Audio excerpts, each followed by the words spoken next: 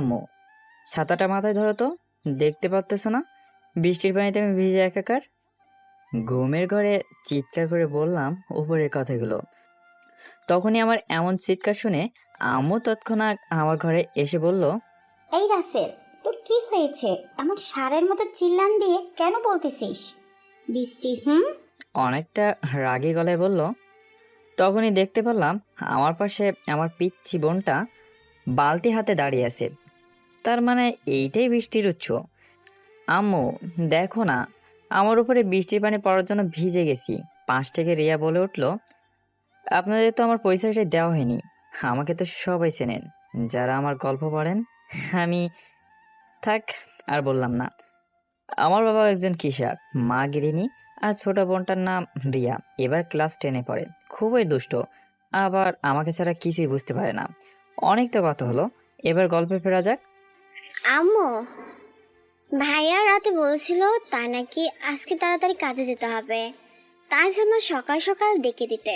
কিন্তু আমি অনেক সময় ডাকার পরও ভাইয়া উঠতেছিল না, দেখে এই বৃষ্টির ব্যবস্থা করতে হলো। তোদের দুজনকে নিয়ে আমার হয়েছে যত জ্বালা। এক মুহূর্তের জন্য চুপ থাকতে পারিস না, আবার কেউ কাউকে ছাড়া থাকতেও পারিস না। অনেক হয়েছে, এখন উঠে ফ্রেশ হয়ে খাবার খেয়ে কাজে যা। আচ্ছা আম্মু, ঠিক আছে, তুমি যাও, আমি এখনই উঠে আসতেছি। তারপর উঠে ফ্রেশ হয়ে খাবার খেয়ে চলে আসলাম। আপনারা হয়তো আবার বুঝতে পারতেছেন না আমি কি কাজ করি। তাহলে চলেন কাজের কথাও জেনে আসি। আমি একটা দোকানে কাজ করি। দেখছেন, আপনাদের সাথে কথা বলতে বলতে মালিকের ডাক পড়লো। মালিক বলল, রাসেল, তাড়াতাড়ি এই লিস্টের সব মালামাল বুঝিয়ে দে তো, আর দেখিস কোনো ভুল যেন না হয়। আমি রহিম চাচার কথা অনুযায়ী লিস্ট থেকে মালামাল সব বুঝিয়ে দিলাম। এইভাবে কাজ করলাম সারাদিন। তারপর আরেকটা কাজে চলে আসলাম, মানে আমি যাকে পছন্দ করি তাকে দেখতে। বুঝলেন না তো? চলেন, সব বুঝতে পারবেন। আমি একটা মেয়েকে সেই কবে থেকে একা একা ভালোবাসি, কিন্তু সে আমাকে ভালোবাসে না। কেন বাসে না সেটা এখনো অজানা। বলতে বলতে হঠাৎ দেখতে পেলাম আমার ক্লাস প্রাইভেট থেকে বান্ধবীর সাথে হেঁটে হেঁটে আসতেছে আমার সামনে দিয়ে। পরনে একটা নীল রঙের থ্রি পিস, হাতে নীল রঙের কাছে ছুরি, লম্বা লম্বা চুলগুলো বেনি করা। এক কথায় অসম্ভব সুন্দরী লাগতেছিল। মনে হচ্ছে পরীরা ভুলে ওকে এই পৃথিবীতে রেখে গেছে। ওর বান্ধবী বলে উঠলো, ওই রাস্তা দেখ, তোর বন্ধু তোকে দেখার জন্য হাজির।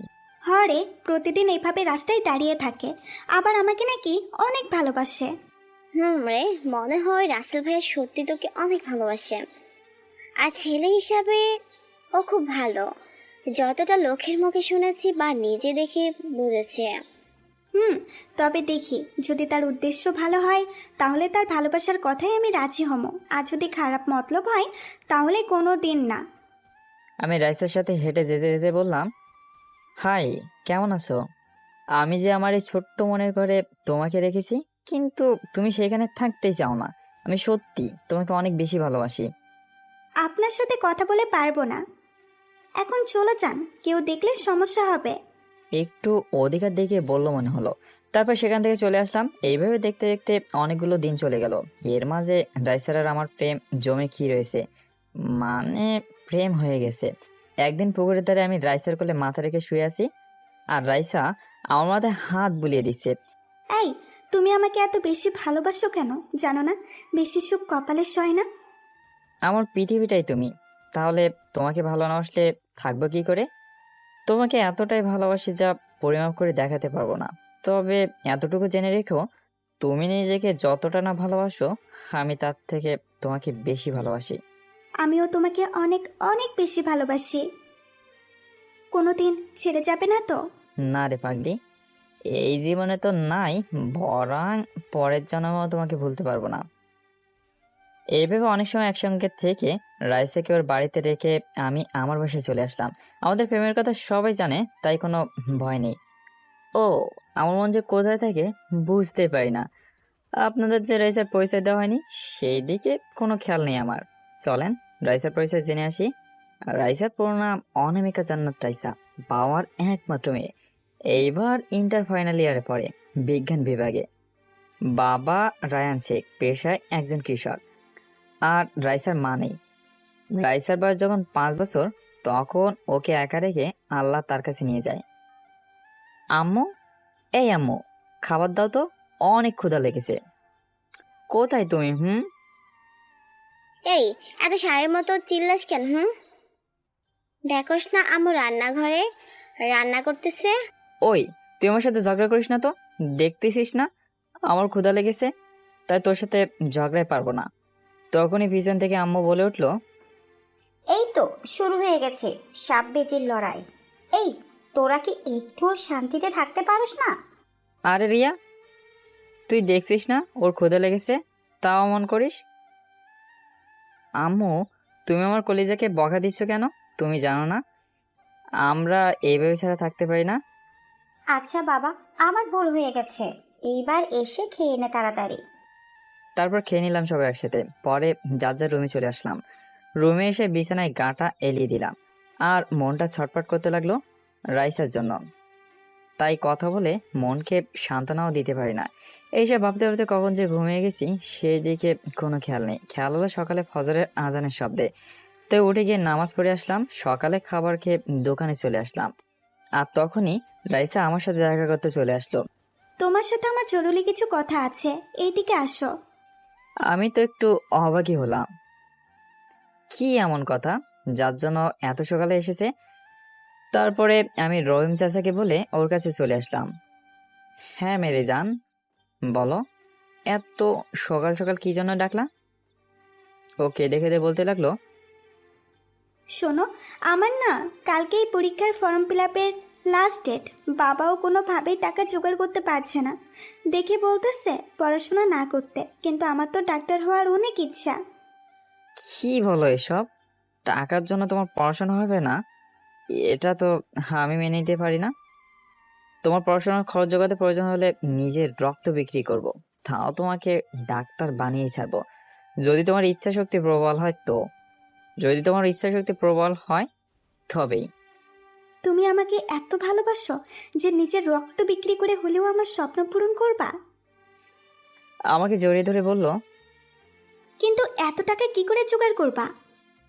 দেখো, আমি আমার জীবনের থেকেও যদি কাউকে বেশি ভালোবাসি তাহলে তোমাকেই। কত টাকা লাগবে বলো? তাও তো 4,000 টাকা লাগবে, কিন্তু তোমার কাছে তো এত টাকা নেই তাহলে। আচ্ছা, আমি টাকার ব্যবস্থা করব, যে করে হোক। তুমি কালকে কলেজে যাওয়ার সময় নিয়ে যেও, কেমন? আচ্ছা ঠিক আছে, আমি তাহলে আজকে আসি, তুমি দেখে শুনে কাজ করবে, কেমন? উম্মুয়া। ভাবতে কেমন লাগতেছে যে আজকে তাও আবার চুমু দিল, যেখানে কখনো ভালো ব্যবহারই করেনি, হয়তো অতিরিক্ত খুশির ঠেলায়। তারপর রাইসা মনে একরাশ আনন্দ নিয়ে বাসায় চলে গেল, আর আমি চলে আসলাম ফের দোকানে।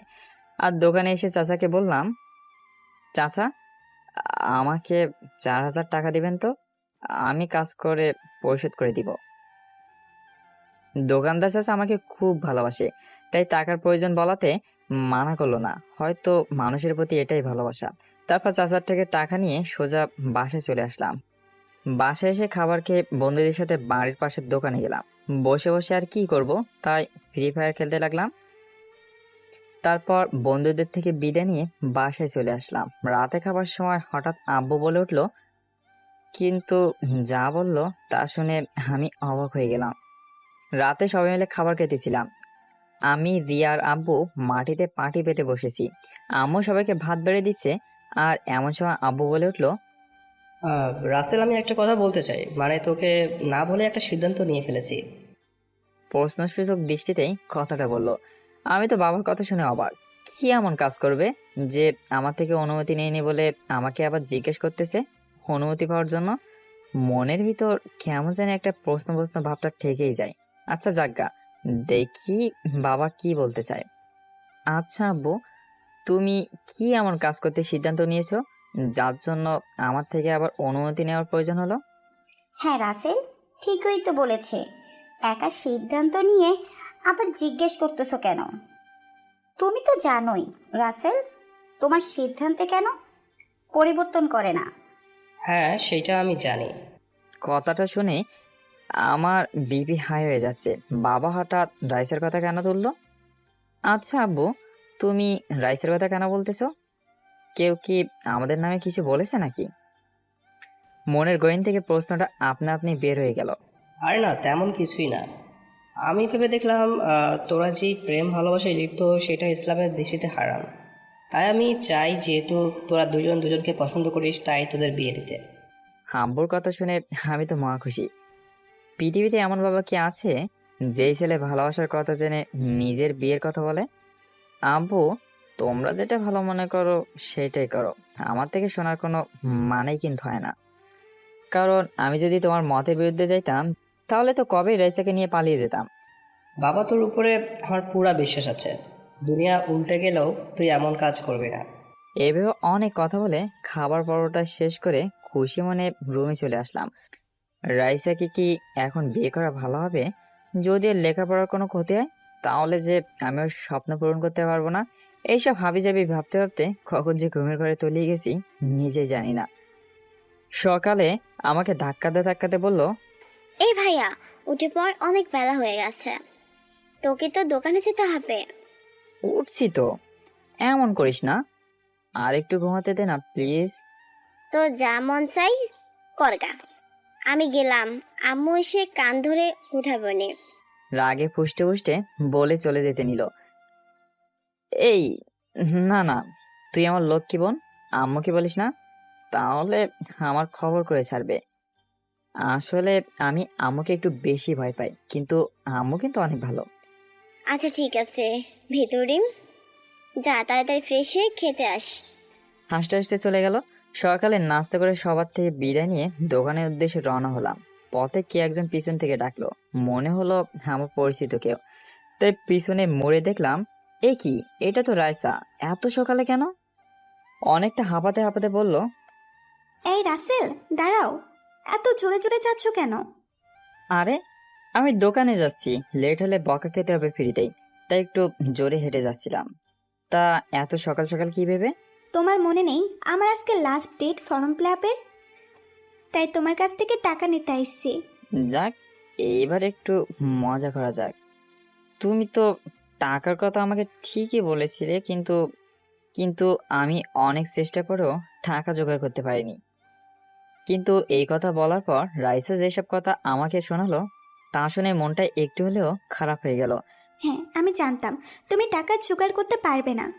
কি দেখে যে তোমার মতো একটা ফকিন্নিকে ভালোবাসতে গেলাম। আজকে যদি একটা ধনী ছেলেকে ভালোবাসতাম তাহলে আর এই দিন দেখতে হতো না। আমার উপরে রাগটা একটু বেশি দেখালো। এইসব কথা তুমি আমাকে বলতে পারলে? তুমি তো জানোই আমি কতটা গরিব, আর তোমার সাথে একটু মজা করতেছিলাম বলেই রাইসার হাতের মধ্যে টাকাগুলো গুঁজে দিয়ে বললাম, তোমার স্বপ্নগুলো আমার, তাই সেটা পূরণ করতে যদি আমার কিডনিও বিক্রি করতে হয় তাও করব।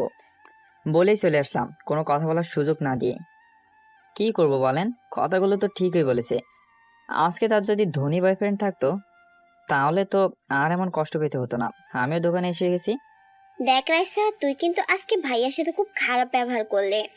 সে কিন্তু তোর টাকা ঠিকই জোগাড় করেছে, তার ততটা কষ্ট হোক নাই কেন? হ্যাঁ রে, আমার তখন টাকার চিন্তায় মাথায় ঠিক ছিল না, তাই জানোই তাই বলেছি।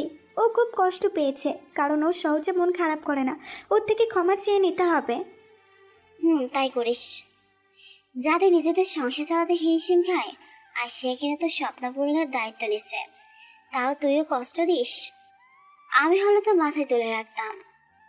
শোন, মাথায় তুলে রাখলে ভুলে যদি পড়ে যায় তখন কি হবে? তাই মাথায় না তোলাই ভালো। তোর সাথে কথায় পেরে উঠবো না, তাই চল কথা বাদ দিয়ে বাসে যায়। আমিও দোকানে এসে গেছি। কোনো কাজে মন দিতে পারতেছি না, শুধু রাইসের কথাগুলো মনেই পড়তেছে। তখনই রহিম চাচা বলল, এই রাসেল, তোর আজকে কি হয়েছে? শরীর খারাপ নাকি? সেই সকাল থেকে দেখছি কেমন করতেছিস। তারপর আমি বললাম, না চাচা, তেমন কিছু না, এই আর কি, আমি ঠিক আছি। না, কোনো কিছুই ঠিক নাই। তোর আজকে আর দোকানে থাকতে হবে না, তুই বরং বাড়িতে চলে যা, আজকে তোর ছুটি। আসলে আমাকে খুব বেশি ভালোবাসে। তারপর দোকান থেকে বাসে চলে আসতেছি, তখনই রাইসা আমার সামনে এসে দাঁড়িয়ে পড়ল। জান, আমি খুব দুঃখিত। আমার তখন মাথা ঠিক ছিল না। হাজার চিন্তায় আমাকে ক্ষমা করে দাও প্লিজ। আরে তোমার কোনো দোষ নেই, সব দোষ আমার। আর রাগের সময় কেউ মিথ্যা কথা বলে না। চলো না, আমরা আজকে একটু ঘুরে আসি। তোমার হাতে হাত রেখে পায়ে পা মিলিয়ে পথ চলতে পারি না? তারপর সব রাগ পানি করে ফ্রিজে রেখে রাইসের কথায় ঘুরতে যাওয়ার জন্য রাজি হলাম। আর আমরা ঘুরতে যেতে হলে তো আর মোটরসাইকেল পাবো না, তাই রিক্সা আমাদের একমাত্র সম্বল।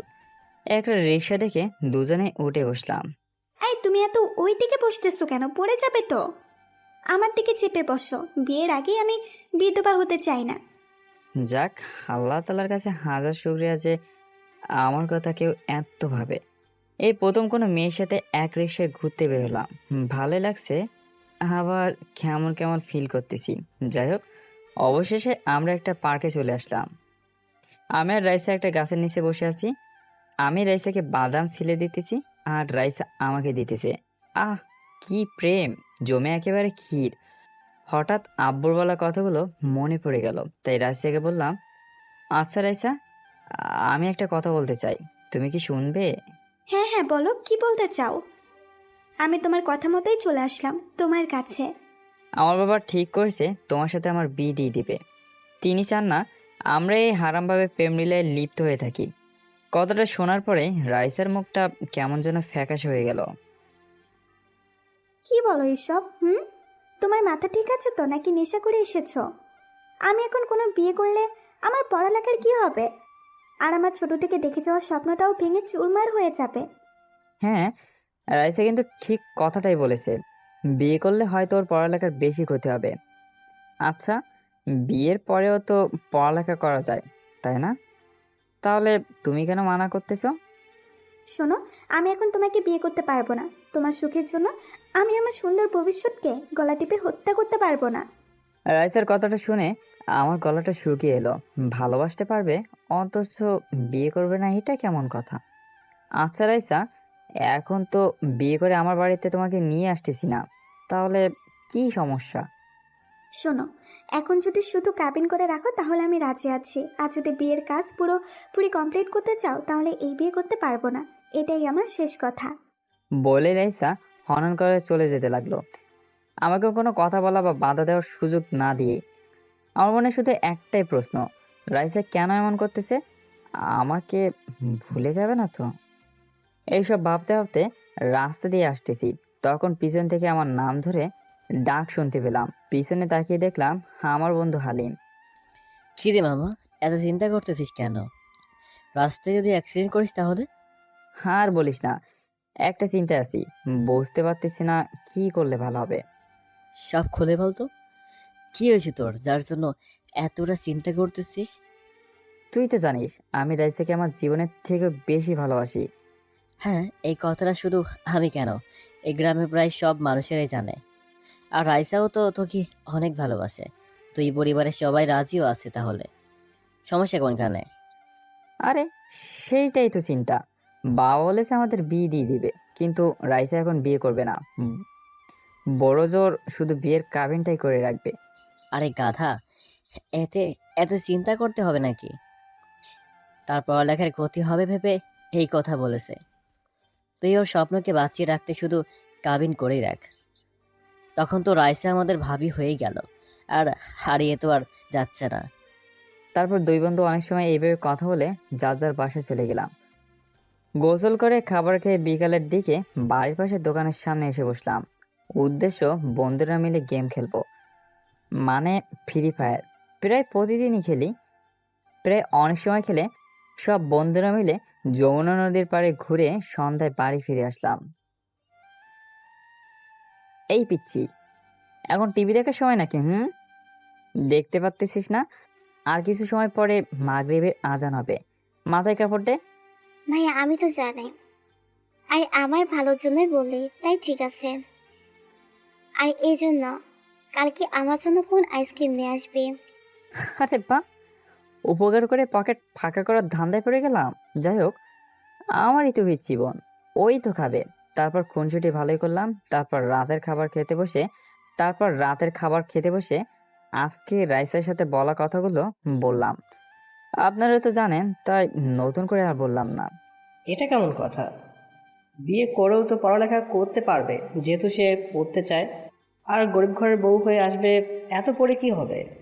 আপু, আজকের যুগে কি পড়ালেখা না করে কোনো উপায় আছে নাকি?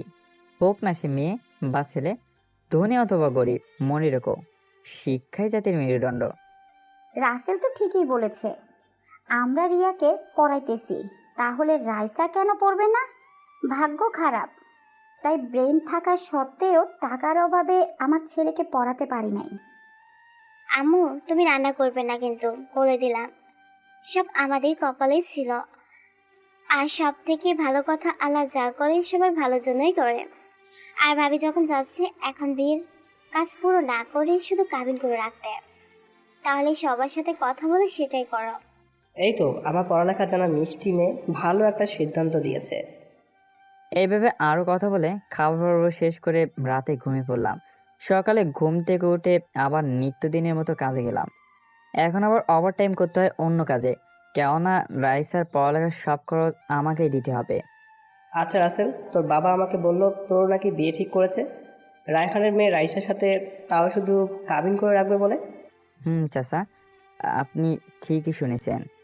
আসলে সরাসরি বিয়ের সব কাজটাই করে ফেলতাম, কিন্তু রাইসার পড়ার ক্ষতি হবে ভেবে শুধু কাবিনটাই করে রাখতে চাইতেছি। ওর অনেক স্বপ্ন ডাক্তারি পড়া। শোন, ও পরে সেটা ভালো কথা, কিন্তু বিয়ের পরেও তো পড়াশোনা করতে পারবে। দেখিস পরে যেন তোকে ফাঁকি না দেয়। কি যে বলো না চাচা, রাইসা আমাকে অনেক ভালোবাসে, আমাকে ছাড়া থাকতেই পারবে না। শোন রাসেল, ভালোবাসা এমন একটা জিনিস যা দেখা যায় না, পরিমাণ কতটুকু কিন্তু ঠিকই অনুভব করা যায়। আর সব মেয়ে এক না, কিছু কিছু মেয়ে আছে যারা টাকার কাছে ভালোবাসার কিছুই মনে করে না। দোয়া করি তোদের ভালোবাসায় যেন এমনটা না ঘটে। এইভাবে অনেক কথা বললাম, সারাদিন অনেক কাজ করে রাতে বাসায় ফিরে আসলাম। এসে শুনতে পারলাম কালকে নাকি রাইসার আমার কাবিন হবে। বাবার রাইসার বাবা ঠিক করেছেন, তাই আজকে আর রাইসার সাথে আমার কোনো যোগাযোগ হলো না। রাতে খাবার খেয়ে শুয়ে এইসব কিছুই ভাবতেছি। ইস, কালকে রাইসা আমার হবে। খুব আপন না হলেও অর্ধেক অধিকার তো পাবই। আর ভাবতে অনেক অবাক লাগে, রাইসাও একদিন ডাক্তার হবে, আমার গ্রামের সব মানুষকে চিকিৎসা করাবে। এইসব ভাবতে ভাবতে কখন যে ঘুমিয়ে পড়েছি সেই দিকে আমার কোনো খেয়ালই নেই। সকালে ঘুম ভাঙে ফজরের আজানের মিষ্টি শব্দে, তাই আর শয়তানের প্রতারণায় না পড়ে উঠে গিয়ে মসজিদ থেকে নামাজ পড়ে আসলাম। এইভাবে চলে গেল অনেক সময়। আর হয়ে এলো রাইসাদের বাড়িতে যাওয়ার সময়। খুব বেশি লোক যাবে না, আমার বন্ধুরা আর কয়েকজন মুরব্বী, বাস এরাই। গরিবরাই গরিবদের মর্যাদা বুঝে। বাবা, আমাদের তো আর ভালো কোনো গাড়ি নিয়ে যাওয়ার তেমন সামর্থ্য নেই, আর বাড়িও তো দূরে না, তাই সিএনজি নিয়ে যাই। বাবা, মন খারাপ কইরো না, এইগুলোতে আমি খুশি। আমাদের তো আর এমন কপাল না যে হেলিকপ্টার করে বিয়ে করতে যাব। তারপর সবাই রাইসাদের বাড়িতে চলে আসলাম। খাবার পর্ব শেষে বিয়ের কাবিনটা সেরে ফেললাম। তারপর সবাই রাইসাকে দেখতে গেল। আজ রাইসাকে বিয়ের সাজে একটু বেশি সুন্দর লাগতেছে। এমনিতে ডানাকাটা পরি, তার উপর আবার লাল টুকটুকে বেনারসি শাড়ি পরেছে। আচ্ছা, আপনারা জানলে আমাকে একটু বললেন তো, যে মেয়েরা বিয়ের দিন এত পোশাক থাকতে শুধু লাল বেনারসি শাড়ি পরে কেন? তারপর সবাই যার যার মতো রুমে চলে গেল, শুধু আমি থাকলাম কিছু সময়ের জন্য। কারণ কালেমা পড়ে তো আর বিয়ে হয়নি যে থাকবো। রাইসা, আমার এতটুকু সামর্থ্য হয়েছে তোমাকে দেওয়ার জন্য, যদি তুমি গ্রহণ করতে। একটা বাটন মোবাইল হাতে দিয়ে তাকে এই কথাগুলো বললাম। এই মোবাইল তুমি আমার জন্য এনেছো? আর কিছু বললো না, মনে হয় মোবাইলটা পেয়ে খুশি হয়নি। আর খুশি হবেই বা কি করে, এই যুগে সবাই টাচ স্ক্রিন মোবাইল ব্যবহার করে, আর আমি কিনা তাকে একটা বাটন ফোন দিলাম। আচ্ছা রাইসা, এখন যাও তোমার ড্রেস পরিবর্তন করে আসো। আমি জানি তোমার অনেক খারাপ লাগতেছে, আর ড্রেসটাও অনেক ভারী, সাথে কিছু জুয়েলারি। আচ্ছা, যাচ্ছি।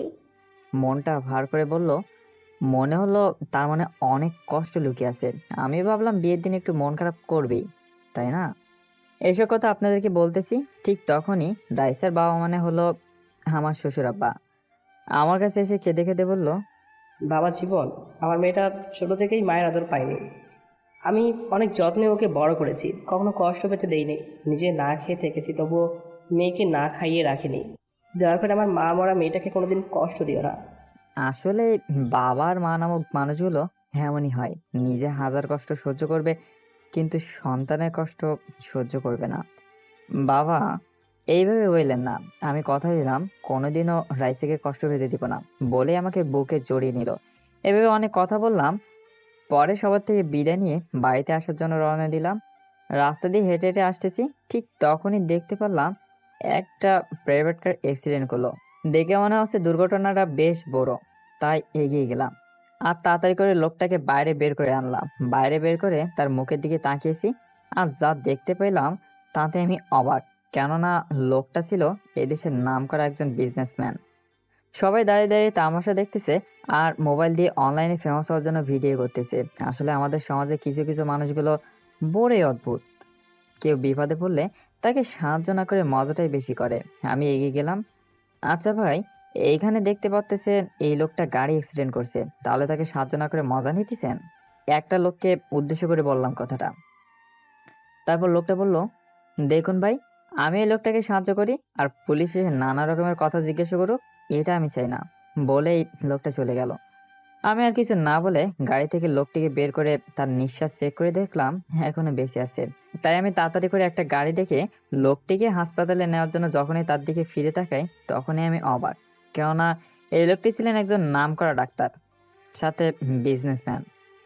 নাম হচ্ছে শফিকুল ইসলাম। আমি এটা ভেবে পাচ্ছি না, এত বড় লোক মানুষ তাও নিজে গাড়ি কেন চালাইতেছে। যাক, এইসব পরেও ভাবা যাবে। তাই আমি দ্রুত তাকে সিরাজগঞ্জের একটা হাসপাতালে নিয়ে আসলাম। ডাক্তার, এই ডাক্তার, কোথায় আছেন? এইদিকে আসেন। এই লোকটার অবস্থা খুবই খারাপ। আমার চিল্লাচিল্লিতে ডাক্তার সহ কিছু সেবিক আসলো। ডাক্তার বলতে লাগলো, এই এত জোরে জোরে ডাকতেছেন কেন? যাও না, এটা হাসপাতাল। আমি বললাম, দেখুন ডাক্তার, এইসব ডাকার আগে আপনার উচিত এই লোকটাকে সঠিক চিকিৎসা দেওয়া। এর অবস্থা খুবই খারাপ। ওইখানে থাকা সবাই আমার কথা ঠিক মনে করে হ্যাঁ আর কিছু বললো না, বরং ডাক্তারকে বললো চিকিৎসা করাতে। তারপর অপারেশন রুমে নিয়ে যাওয়া হয় রোগীকে, মানে শফিকুল ইসলামকে। এখন আমি আর পরিবারের লোকদের কি করে খবর দিব? তখনই মনে পড়লো রাস্তায় তার একটা কার্ড পড়েছিল, তাতে একটা নাম্বার লেখা আছে। আমি দেরি না করে সেই নাম্বারে ফোন দিলাম। কল হচ্ছে কিন্তু ফোন ধরতেছে না। একবার দেওয়ার পরে কেটে গেল, দ্বিতীয়বার দিতেই কল রিসিভ করলো। হ্যালো, আসসালামু আলাইকুম। কি বলছেন? কণ্ঠ শুনে বুঝতে পারলাম একটা মেয়ে। ওয়ালাইকুম আসসালাম, আমি সিরাজগঞ্জ থেকে বলতেছিলাম। এই নাম্বারটা একটা লোকের কাছে পেয়েছি, আর লোকটার নাম শফিকুল ইসলাম। আপনি কি তাকে চিনেন? হ্যাঁ, সে তো আমার বাবা, আর আমি তার একমাত্র মেয়ে ঐশী। বাবা আজকে সিরাজগঞ্জ গেছে একটা জরুরি কাজে। আসলে কি করে যে বলি, আপনার বাবা গাড়ি অ্যাক্সিডেন্ট করেছে, আমি সিরাজগঞ্জের এই হাসপাতালে নিয়ে এসেছি। আপনারা আসেন। কিছু কি হয়েছে নাকি? আপনি একটু বাবার পাশে থাকেন, আমরা আসতেছি। আর আপনার নাম্বারে কিছু টাকা দিতেছি, যদি ওষুধ কিনতে হয় কিনে আনবেন। আপুর কথাটা শুনে একটু কষ্ট পেলাম, তাই বললাম, আপু গরিব হতে পারি, তবে ছোট লোক না। দেখুন, আমি এটা ভেবে বলিনি, যদি আপনার কাছে টাকা না থাকে তাই বলেছি, সরি। আচ্ছা ঠিক আছে, আপনারা তাড়াতাড়ি চলে আসেন, বলে ফোনটা কেটে দিলাম। তখনই পিছন থেকে ডাক এলো, রোগীর নাকি এবি পজিটিভ রক্ত দিতে হবে 2 ব্যাগ। ডাক্তার সাহেব, আমার রক্তের গ্রুপও এইটাই, আপনি আমার থেকে রক্ত নিন। তারপর আমি রক্ত দিলাম, আর ওষুধ আনতে বলেছিল, সব ওষুধ এনে দিয়ে বসে আছি। এইভাবে চলে গেল অনেকটা সময়। রোগীর অবস্থা এখন ভালো, কোনো সমস্যা নেই। ডাক্তার তাকে তো ভালো করেই চেনে, তাই চিকিৎসাটা ভালো করেছে। বুঝতেই তো পারছেন, যার টাকার লোক মানে পাওয়ার আছে, তার এই পৃথিবীতে সব কিছু আছে। আমি এখনো তার সাথে দেখা করিনি, কারণ ডাক্তার বলেছে রোগীর সাথে দেখা করা যাবে না। এইসব আপনাদের বলতেছি, ঠিক তখনই আমার পকেটে থাকা মোবাইলটা টুংটাং করে বেজে উঠলো। তাই মোবাইলটা বের করে দেখি ঐশী আপু। হ্যালো। আমরা আপনার দেওয়া ঠিকানায় হাসপাতালে চলে এসেছি, আপনি একটু গেটে আসেন তো। বলেই ফোনটা কেটে দিল। বড়লোক মানুষ বোঝেনি তো, বেশি কথা বলা একদমই পছন্দ করে না, তাই মুখের উপরে ঠাস করে ফোনটা কেটে দিল। কি আর করা, আমিও ভদ্র ছেলের মতো সেইখানে চলে আসলাম। কিন্তু আমি বাইরে এসে সামনে তাকিয়ে তো অবাক, কেননা 5টা গাড়ি বাইরে দাঁড়িয়ে আছে। এরা আবার কারা? তাই আমি ফোন দিলাম, আর ফোন ওই গাড়িতে আসা একটা মেয়ে রিসিভ করতে গিয়ে আমাকে দেখে, আর দেখে রিসিভ করলো না। আপনি তাহলে মিস্টার রাসেল, তাই না? হুম, আমি রাসেল। আসেন, ভিতরে যাওয়া যাক। আমরা যখন ভিতরে যেতে নিলাম, তখনই এক গাড়ি পুলিশ এসে ঐশী আপুকে সালাম দিল। আর তখনই বুঝতে পারলাম ঐশী আপু একজন ডিসি। তাই তো বলি, এতগুলো বডিগার্ড কেন? তারপর আমি তাদের হাসপাতালে যেই রুমে আঙ্কেল আছে সেই রুমের সামনে নিয়ে আসলাম। ডাক্তাররাও সবাই এসে হাজির। আর আমি কত ডাক দেওয়ার পরে এসেছিল, একেই বলে পাওয়ার। ডাক্তার, আমার বাবা এখন কি অবস্থায় আছে? দেখুন মিস ঐশী, এখন আপনার বাবা পুরোপুরি ঠিক আছে। 1 সপ্তাহ এখানে থাকলেই বাসায় নিয়ে যেতে পারবেন। তবে হ্যাঁ, এই ছেলেটা যদি সঠিক সময়ে আপনার বাবাকে হাসপাতালে নিয়ে না আসতো তাহলে আপনার বাবা মানে শফিকুল স্যারকে আর বাঁচানো সম্ভব হতো না। ভাই, তোমাকে অনেক অনেক ধন্যবাদ। হয়তো তুমি যা করেছো এমন কেউ করতো না। ধন্যবাদ দিয়ে ছোট করতে চাই না। আরে আপু, আমাকে যখন ভাই বললেন তাহলে এইসব কেন বলতেছেন? একটা ছেলে কি তার চোখের সামনে বাবাকে মরতে দিতে পারে? তখনই পাশ থেকে একটা মহিলা এসে আমাকে জড়িয়ে ধরে বলল, বাবা, তোমাকে যে কি বলে ধন্যবাদ দিব তার ভাষা আমার কাছে নেই। দয়া করে অনেক বড় হও। এভাবে অনেক কথা হলো আর সবার সাথে পরিচয় হলো। আচ্ছা আপু, আমি এখন তাহলে বাড়িতে যাই, সন্ধ্যা হয়ে গেছে। রাতে আবার আপনাদের জন্য খাবার নিয়ে আসতে হবে। আরে ভাই, তোকে খাবার আনতে হবে না, আমরা হোটেল থেকে খাবার খেয়ে নিব। তুই বরং আম্মুকে সাথে নিয়ে যা গাড়ি নিয়ে। সকালে আসিস, আম্মু এখানে থাকতে পারবে না। না আপু, এটা আমি হতে দিব না। আমি এখন তোমাকে আর আম্মুকে বাড়িতে রেখে আমি এইখানেই থাকবো। ভাই হয়ে কি তোমাদের জন্য এইটুকু করতে পারবো না বলো? আমার কথার জবাবে কিছুই বলতে পারলো না। আর তারাও ভেবে দেখলো আমার সাথে যাওয়াটাই। তারপর গার্ডে রেখে আমি তাদের নিয়ে আমার বাসায় চলে আসলাম। আর আসার সময় বাড়িতে ফোন দিয়ে আব্বা আমাকে সব কিছু বললাম। আর আপুদের নিয়ে আসতেছি সেটাও বললাম। অনেকটা সময় পরে আমি বাড়িতে চলে আসলাম। আপু, গাড়ি আর সামনে যাবে না, এইখানে রেখে চলো যাই। আচ্ছা ভাই, তাহলে চলো আমরা এখান থেকে বাকিটুকু পথ হেঁটেই যাই। আমার সাথে এরকম ধনী মানুষ দেখে সবাই তাকিয়ে আছে। আবার কেউ কেউ জিজ্ঞাসা করছে ওরা কারা। সবাইকে বলে বাড়ি চলে আসলাম। আব্বু, এটা আপু, নাম ঐশী, আর এই হলো আম্মু। তারপর সবাই পরিচিত হয়ে নিল। আপু, গরিবের বাড়িতে এসেছো, থাকার ভালো কোনো ব্যবস্থা নাই, দেখতেই তো পারতেছো। তাই মনে কিছু করো না। ভাই রে, আমি আল্লাহর কাছে শুকরিয়া আদায় করি যে তোর মতো একটা ভাই পেয়েছি। আপু, আমাদের তো দুলাভাইয়ের সাথে কথা বললে না? ও তাই তো, তোমাদের তো তার কথা বলা হয় নাই। আমার এটা ছেলে, এইবার ইংলিশ মিডিয়াম স্কুলে ক্লাস 5-এ পড়ে। আর তোমার দুলাভাই ব্যবসার কাজে আমেরিকা গেছে। তাহলে ঠিক আছে, আজ থেকে তুমি আমার বড় মেয়ে। এইভাবে অনেক কথা বললাম। রাতে সবাই মিলে কথা বলতেছি, তখন আচ্ছা ভাই, তুই তো একটু ভালো না, বিয়ে করেছিস অথচ এখন পর্যন্ত আমার মিষ্টি ভাবিটাকে দেখালি না। আপু, ওর কথা তো মনেই ছিল না। দাঁড়াও, আমি শ্বশুর মশাইকে বলি রাইসাকে সাথে করে আমাদের বাড়িতে আসতে। আচ্ছা ঠিক আছে। তারপর রাইসাকে ফোন করে সবটা খুলে বললাম আর আমাদের বাড়িতে আসতে বললাম। প্রথমে আসতে না চাইলেও পরে আবার কি ভেবে রাজি হলো। আচ্ছা আপু, আমি তাহলে এখন আব্বুর কাছে যাই, তোমরা থাকো। আমি হসপিটালে এসে ডাক্তারের থেকে জানতে পারলাম যে এখনই রোগীর সাথে দেখা করতে পারবো। তো আপনারাই বলেন, দেরি কিস বাত কা, চলিয়ে মিল কার আতি হো। আমি ধীরে ধীরে রুমের দরজা খুলে ভিতরে প্রবেশ করলাম। দেখতে পারলাম ডাক্তার আঙ্কেলের সাথে কথা বলতেছে আর আমাকে দেখেই বলল, হ্যাঁ ইয়াংম্যান, এসে গেছো? ডাক্তার সাহেব। আপুদের রেখে আমি চলে আসলাম।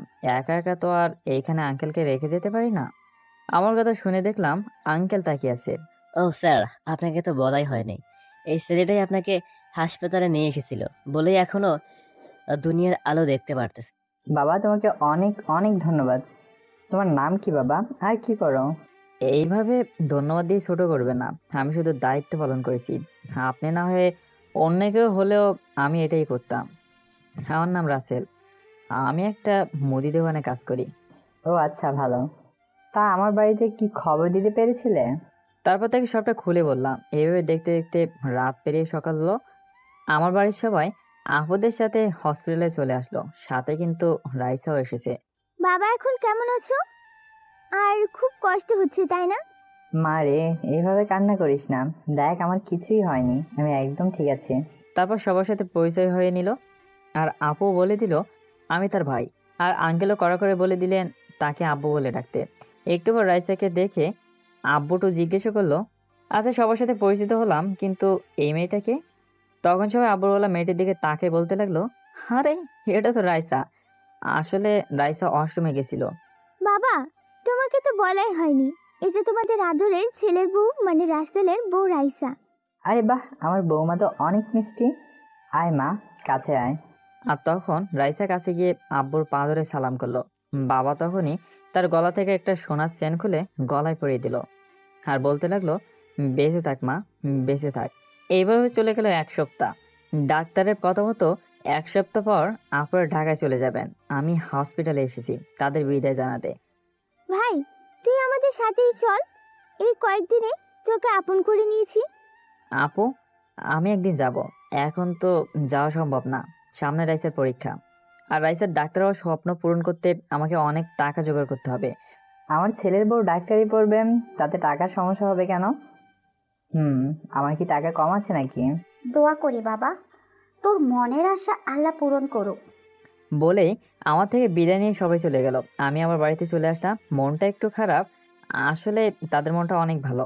এই কয়েকদিনে বুঝতে পেরেছি টাকা থাকলে সবাই অহংকারী হয় না, কিছু কিছু মানুষ ভালোবাসারও পূজারি হয়। এইভাবে দেখতে দেখতে রাইসার পরীক্ষার দিন হয়ে এলো। মানে আগামীকাল থেকে রাইসার পরীক্ষা শুরু। অনেক দিন হলো আমার রাইসার সাথে কথা হয় না, আর দেখা তো দূরেই থাকুক।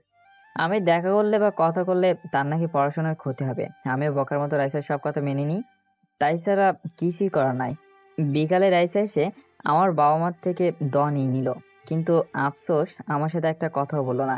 এইটা ভেবে চোখ থেকে 2 ফোঁটা নোনা জল বের হয়ে এলো। কাউকে বুঝতে দিলাম না, পরে হয়তো ঠিক হয়ে যাবে। এখন তার উপরে পরীক্ষার চাপ। কাল থেকে আমাকে রাইসের সাথে যেতে হবে। শ্বশুরমশাই কড়া গলায় বলে দিলেন, কিন্তু রাইসা একটা বারের জন্য বললো না। সকালে রাইসাদের বাড়িতে গিয়ে বসে আছি, আর মহারানীর আসার কোনো নামই নেই। অনেকটা পরে চলে আসলো। আমি তো হারিয়ে গেছি তার সৌন্দর্যের মায়ায়। আজকে একটু বেশি সুন্দর লাগতেছে। আমি বুঝি না এত সাজার কি আছে, কিন্তু আমার রাইসার সাজ পছন্দ হলো না, কারণ রাইসা বোরকা পরেনি। রাইসা, আমি বলি কি, এমন সাজ না সেজে যদি বোরকা পরে নিতে তাহলে অনেক সুন্দর লাগতো। তুই যে বোরখা পরতে বললি, তুই কি বোরখা কিনে দিছিলি? সেই মুরাদ তোর কি আছে নাকি? সবাই পরীক্ষার জন্য কত জিনিস পায়, আর আমার পুরা কপাল। আমার এই কথাটা বলার পরে রাইসা এমন একটা কথা বলবে তা আমি কখনো কল্পনা করতে পারিনি। অনেকটা রেগেই কথাটা বলল। তার কথার জবাবে আমার কোনো জবাব নেই, কারণ ঠিকই বলেছে, তাই আর কিছু বললাম না। রাইসাকে নিয়ে পরীক্ষার কেন্দ্রে চলে আসলাম। তুমি আমার আশেপাশে থাকবে না, সবাই কি বলবে? তাই তুমি একটা দোকানে বসে থাকো, আমি পরীক্ষা শেষ হলে তোমার কাছে আসবো নি। কোনো কিছু না ভেবে একটা টং দোকানে এসে বসে আছি, আর বসে বসে তার আসার পথে চেয়ে থাকলাম। তখনই আপু ফোন দিল। হ্যালো, আসসালামু আলাইকুম আপু, কেমন আছো? আমি ভালো আছি। ভাই, তোর কণ্ঠ এমন শোনা যাচ্ছে কেন? আমি আর আপুর কাছে রাইসার বলা কথাগুলো লুকাতে পারলাম না, সব খুলে বললাম। কি এত বড় কথা বলেছি তোকে? আর কিছু মনে করিস না ভাই, সব মেয়েরই তো আশা থাকে, তা আবেগ সামলাতে না পেরে বলেছে। হ্যাঁ আপু, আমি তো সব কিছুই বুঝি। তারপর তো তার বোঝা উচিত কেমন ঘরে তার বিয়ে হয়েছে। ভাই আমার, কান্না করিস না। আমি থাকতে আমার ভাইয়ের কথা শুনবে না, এটা হয় না। তোর বিকাশে দেখ 20,000 টাকা গেছে, যাওয়ার সময় রাইসার পছন্দের জিনিস কিনে নিবি। আমাকে কিছু বলার সুযোগ না দিয়ে ফোন কেটে দিল, কারণ সে জানে আমি কি বলতাম এখন। দেখতে দেখতে অনেকটা সময় ফুরিয়ে আসলো। পরীক্ষা শেষ হয়ে গেল, আর রাইসাও চলে আসলো। আজকে পরীক্ষা কেমন হয়েছে? রাইসা বলল, অনেক ভালো, চলো বাড়িতে যাওয়া যাক। আমি বললাম, না, চলো আজকে একটু শপিং মলে যাই, তোমাকে কিছু কিনে দেবো। আমার কথা শুনে রাইসা অবাকই হলো, এটা ভেবে যে আমি টাকা কোথায় পাইছি। তুমি টাকা পাবে কোথায়? আরে, টাকা নিয়ে তোমার ভাবতে হবে না, তোমার জন্য আমি সব কিছুই করতে পারি। তারপর কোনো কিছু না বলেই শপিং মলে এসে রাইসের পছন্দের 2টা বোরকা আর 2টা 3 পিস সাথে কিছু জিনিস কিনে দিলাম। এই দেখে রাইসা মনে মনে ভাবতেছে, ইস, রাসেলের জন্য যদি একটা কিছু পছন্দ করে দিতাম তাহলে অনেক খুশি হতো। না, এই খ্যাত আবার কি ভালো করবে। তারপর রাইসাকে নিয়ে বাড়িতে চলে আসলাম। এইভাবে দেখতে দেখতে রাইসের সবগুলো পরীক্ষা শেষ হয়ে যায়। এখন শুধু রেজাল্টের অপেক্ষা। একদিন আমি পুকুর পাড়ে বসে আছি, বন্ধুদের সাথে। তখনই রাইসা আসলো। ভাইয়া, আপনারা সবাই কেমন আছেন? সবাই একসাথে বলল, হ্যাঁ ভাবি, আমরা সবাই ভালো আছি। আপনি ভালো আছেন তো? আমিও আলহামদুলিল্লাহ ভালো আছি। আমাকে উদ্দেশ্য করে বলল। একটু এদিকে আসো। তারপর আমি রাইসার সাথে চলে আসলাম। হ্যাঁ রাইসা, বলো, কি জন্য ডেকেছ? কি করে যে বলি, আমার তো কয়েকদিন পরে রেজাল্ট দেবে, তাই আমার অনেক চিন্তা। তাই তুমি এই কয়েকদিন আমার সাথে কোনো যোগাযোগ করবে না বলে আমার উত্তর না শুনেই চলে গেল। আমি আর কি করব, এইসব নীরবে দেখেই যাই, দেখি সামনে কি হয়। এইদিকে রাইসা, তুই কিন্তু ভাইয়ের সাথে একটু বেশি করতেছিস। এই সম্পর্কে তুই কোনো কথা বলবি না, ভালো লাগে না, চল বাড়িতে। তারপর কেউ কোনো কথা না বলে বাড়িতে চলে আসলাম। এইদিকে দেখতে দেখতে রেজাল্ট দেওয়ার দিন চলে আসলো। আমারও অনেক খারাপ লাগতেছে, না জানি কি হয়। রাইসাত নিষেধ থাকা সত্ত্বেও আমি ফোন দিলাম, কারণ এত সময় রেজাল্ট প্রকাশ হয়েছে, তাহলে রাইসা কেন এখনো জানালো না? হ্যালো রাইসা, কেমন আছো? হ্যাঁ, আমি ভালো আছি। কেন ফোন দিছ? রেজাল্ট তো অনেক আগেই প্রকাশ হয়েছে, কিন্তু তুমি তো আমাকে কিছুই বলতেছো না, তাই ফোন দিলাম। আরে সবাইকে জানিয়েছি, আর একে তো জানানোর কথা মনেই নেই। হ্যাঁ, আমি গোল্ডেন A+ পেয়েছি আর কলেজ টপার হয়েছি। রাইসার কথা শুনে অনেক খুশি হলাম। কষ্ট পেলাম এটা ভেবে যে অনেক আগে রেজাল্ট প্রকাশ হয়েছে, আর রাইসা একটাবারের জন্য আমাকে জানায়নি। তাও খুশির নিচে কষ্টগুলোকে চাপা রেখে রাইসাকে বললাম, চলো না আজকে একটু কোথাও ঘুরে আসি। রাইসাকে ঘুরতে যাওয়ার কথা বলাতে এমন একটা কথা বলে যেটা শুনে আমার অনেকটাই খারাপ লাগে। আজকে গরিব বলে কি একটা প্রেমও করতে পারবো না? প্রেম করা কি অপরাধ নাকি? চলেন এইগুলো না বলে রাইসার কথা শুনে আসি। আমি কোথাও ঘুরতে যাইতে পারবো না, আর গেলেই বা কি, ওই একটা জায়গায় বারবার যাইতে মন চায় না। তোকে ভালোবেসে আমার জীবনটা পুরোই শেষ। আমি রাইসার ওইসব কথায় কর্ণপাত না করে বললাম, আচ্ছা ঠিক আছে, আচ্ছা ঠিক আছে, আজকে না হয় চলো অন্য কোথাও থেকে ঘুরে আসি।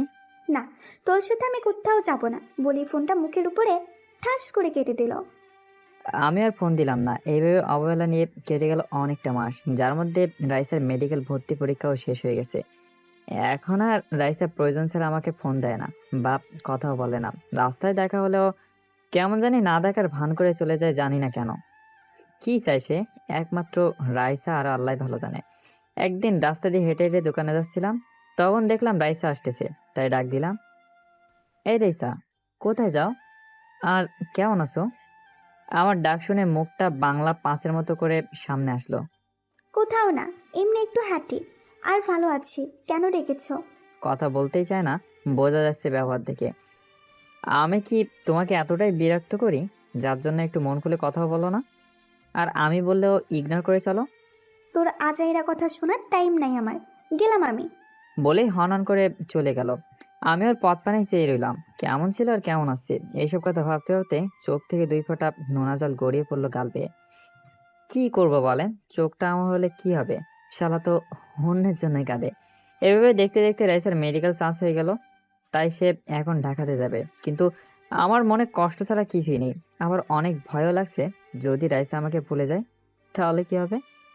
এইসব কথা ভাবতেছিলাম, ঠিক তখনই আম্মা এসে বলল, বাবা, রাইসা নাকি কালকে ঢাকা চলে যাবে। আজকে এসে আমাদের সবাইকে বলে গেল আর দোয়া নিয়ে গেল। মার কথা শুনে তো আমি অবাক, কেননা রাইসা সবাইকে বলেছে আর আমাকে একটাবারের জন্য বলার প্রয়োজন মনে করলো না। রাগ সাথে অভিমানটা একটু বেশি জমে গেল রাইসার জন্য। তাই আমিও আর আগ বাড়িয়ে ফোন দিলাম না, কারণ আমি ফোন না দিলে রাইসা কোনোদিনও ফোন করে খোঁজ নেয় না, খবরও নেয় না। আমি বেঁচে আছি নাকি মরে গেছি কিছুই শোনে না। এইদিকে রাইসা ভাবতেছে, কি ব্যাপার, আজকে আমার পাগলটা ফোন দেয় না কেন? আমিও ওর সাথে কথা না বললে ভালো লাগে না। আমি ওকে কিছু বলি নাই, তার জন্য হয়তো রাগ করেছে, কিন্তু আমার কিছু করার নাই, কারণ আমি ওর মায়ায় পড়ে গেলে আমার স্বপ্ন পূরণ করতে পারবো না। বলে হাতে থাকা ফোনটা রেখে দিয়ে চোখের কোণে জমে থাকা অশ্রু মুছে ফেললো। তখনই রাইসার বাবা আসে আর বলে, মারে, এতটা কষ্ট যদি পাস তাহলে রাসেলকে কষ্ট কেন দিতেছস? বাবা, আমি চোখে আপন করে নিতে পারছি না, কারণ ওর মায়ায় নিজেকে জড়িয়ে নিলে আমি স্বপ্ন পূরণ করতে পারবো না। বলেই চোখের জল মুছে নিল, বলেই বাবাকে জড়িয়ে ধরে কান্না করে দিল। তোর করা অবহেলাগুলো আমি দেখতে পারি না। রাসেলের যে খুবই কষ্ট হয়। মারে, এই কথাটা রাসেলকে বুঝিয়ে বললেই হয়তো একটু হলেও কষ্ট কম পেত। না বাবা, আমি জানি ও কেমন, আমি যতই বলি ও শুনবে না। আর এমনটা করা ছাড়া আমার কাছে কোনো অপশন নেই। এভাবে অনেক কথা বললো। পরের দিন সকালে রাইসা ঢাকা যাওয়ার জন্য বের হলো। আমি রাস্তায় দাঁড়িয়ে আছি তার পথের দিকে চেয়ে। কাছে যাচ্ছি না, কারণ কষ্ট সহ্য করতে পারবো না। রাইসা আমাকে ঠিকই দেখতে পারলো, তার চোখেও স্পষ্ট জল জমে আছে। তবুও আমার সাথে একটিবারের জন্য কথা বললো না, চলে গেল চোখের আড়াল হয়ে। আমি ওখানে ঠায় দাঁড়িয়ে রইলাম। কতটা সময় দাঁড়িয়েছিলাম সেটা ঠিক মনে নেই। এইদিকে রাইসা মনে মনে বলতেছে, রাসেল, তুমি আমাকে ক্ষমা করে দিও। তোমার সাথে কথা বললে আমি যে নিজেকে শক্ত রাখতে পারবো না। তোমার কি শুধু একাই কষ্ট হচ্ছে? কষ্টে যে আমার বুকটা ফেটে যাচ্ছে। হে আল্লাহ, আমার পাগলটাকে তুমি দেখে রেখো। এইসব ভাবতে ভাবতে পাশে থাকা একটা মেয়ে বলে উঠলো, হাই, আমি রাত্রি, একটা নেহা। হুম, আমি অনামিকা জান্নাত রাইসা। সবাই আমাকে রাইসা বলেই ডাকে। ও আচ্ছা, আমি ঢাকায় যাচ্ছি মেডিকেলে ভর্তি হতে। আপনি কোথায় যাচ্ছেন? আমি ঢাকায় যাচ্ছি মেডিকেলে ভর্তি হতে। আপনি কোথায় যাচ্ছেন? হ্যাঁ, আমিও তো ওই মেডিকেলেই ভর্তি হতে চাচ্ছি। যাক, ভালোই হলো, আমরা একই কাজেই যাচ্ছি। রাইসা নেহার কথা বলায় একটু খুশি হলো, কেননা সেও একই সাথে পড়তে যাচ্ছে। তাই খুশি মনে বললো। এভাবে তাদের মধ্যে ভাব বিনিময় করতে করতে বাস ঢাকায় চলে আসে। তারাও ঠিক জায়গায় পৌঁছে যায়। আর এইদিকে আমি আর কাজে না গিয়ে সোজা বাসায় চলে আসি আর আমার রুমে গিয়ে বিছানায় শুয়ে পড়ি। কিন্তু আমি এইভাবে রুমে ঢুকছি আবার অবেলায় শুয়ে আছি, এটা আমার ভালো মনে হলো না। তাই কাছে এসে বলতে লাগলো, কিরে, এই অবেলায় এমন করে শুয়ে আছিস কেন? শরীরটা ঠিক আছে তো নাকি? মা, কিছু হয়নি। রাইসার জন্য মনটা একটু খারাপ। যাওয়ার সময় একটাবারের জন্য আমার সাথে কথা পর্যন্ত বললো না। মাকে জড়িয়ে কথাটা বললাম। বাবা, এইভাবে ভেঙে পড়িস না। রাইসা হয়তো তোর সাথে কথা বলে নিজেকে ঠিক রাখতে পারতো না, তাই বলেনি। সব সব ঠিক হয়ে যাবে। আমিও ভাবতে লাগলাম, হ্যাঁ, আম্মু তো সত্যি কথাই বলেছে। এটাই হয়তো বা কারণ আমি শুধু শুধু কষ্ট পেলাম। কিন্তু পরক্ষণে রাইসার করা অবহেলার কথা মনে পড়তেই মনটা খারাপ হয়ে গেল। এইভাবে কষ্ট পেয়ে নিজেকে শক্ত রেখে সকল অভিমান বাম পকেটে রেখে রাইসাকে ফোন দিলাম। কিন্তু এ কি, ফোন তো রিং হচ্ছে কিন্তু রিসিভ করে না কেন? আবার দিতেই রিসিভ করলো। হ্যালো, আসসালামু আলাইকুম, কেমন আছো? ওয়ালাইকুম আসসালাম, আমি অনেক ভালো আছি। তুমি কেমন আছো? রাইসার বলা কথাটা শুনে মনটা একটু না অনেকটাই খুশি হলো। কেননা রাইসা এর আগে কখনো আমি কেমন আছি সেটা জিজ্ঞাসা করেনি। তাই খুশিতে আত্মহারা আমি। যাই হোক, যাইতে কোনো অসুবিধা হয়নি তো? আর কোনো অসুবিধা হলে আমাকে বলতে ভুলবে না কিন্তু। আরে, আমার আসতে কোনো অসুবিধা হয়নি, আর অসুবিধা হলেই তোমাকে জানাবো। আচ্ছা, ঠিকমতো খাবার খাইও কিন্তু, আর নিজের শরীরের যত্ন নিও। আচ্ছা বাবা, আমি সব ঠিক মতোই করব। তোমার কথা না শুনে কি আর পারি? কারণ তুমি যে আমার পাগল একটা। বলে একটা হাসি দিল। এমন হাসি পেলে যেন এক নিমেষে বুকে জমে থাকা হাজার কষ্ট মুছে যায়। আমি এইসব ভাবতেছি আচ্ছা, এখন ফোন রাখি, হ্যাঁ? পরে আবার কথা বলবো নি। তখন বলেই ফোনটা রেখে দিল। পাশ থেকে বলে উঠলো, কি ম্যাডাম, কার সাথে এমন মিষ্টি সুরে কথা বলেন? বয়ফ্রেন্ড নাকি জামাই? ও, আপনাদের বলে রাখা ভালো, নোহাও বিবাহিত আর রাইসার সাথে এক রুমেই থাকে। আরে কি যে বলো না, যার সাথে কথা বললাম সে আমার বেঁচে থাকার উৎস, আমার কলিজা, বয়ফ্রেন্ড, সাথে অর্ধেক স্বামী। অর্ধেক স্বামী কথাটা শুনে নোয়া যেন কেমন করে তাকালো, কারণ সে বুঝতেই পারতেছে না অর্ধেক স্বামী আবার কি। আরে এত মন দিয়ে ভাবতে হবে না। আমি জানি তুমি অর্ধেক স্বামী বলছি সেটা নিয়ে চিন্তায় আছো। আসলে আমার আর রাসেলের কাবিন হয়েছে, সেই জন্যই বললাম সে আমার অর্ধেক স্বামী। ও আচ্ছা, আমি মনে হয় হাফ ছেড়ে বাসলাম। কি সাংঘাতিক চিন্তায় পড়েছিলাম। এইভাবে অনেক কথা বলে তারা নিজেদের জিনিসগুলো গুছাতে ব্যস্ত হয়ে পড়লো। এইদিকে আমি গ্রামে বসে সময় পার করতেছি, বাবা মা বোনের ভালোবাসায় আর বন্ধুদের হাসি কান্না গানে, সাথে রাইসের ভালোবাসার আদর, একটু অভিমান, একটু রাগ, একটু অবহেলা, একটু কষ্ট, সব মিলিয়ে যাকে বলে একের ভিতর সব। এইভাবে অনেকদিন মানে একটা বছর পার হয়ে গেল।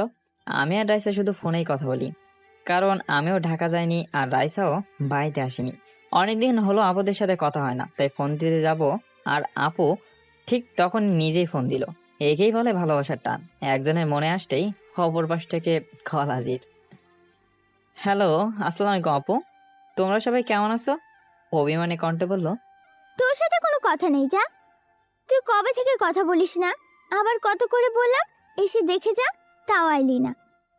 আরে আপু, আমি তো সব সময় তোমাদের কথা মনে করি, আর যাবো এক সময়।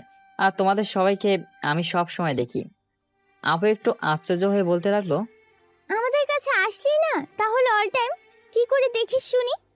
আপু, আমার হৃদয়ের সব জায়গায় তোমাদের সাজিয়ে রেখেছি, সেইখানেই দেখতে পাই।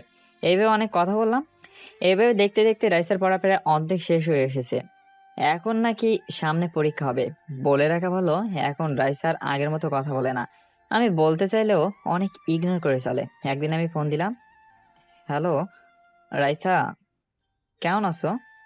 আমি ভালো আছি, আর আমি এখন কথা বলতে পারবো না, ফোন রাখো।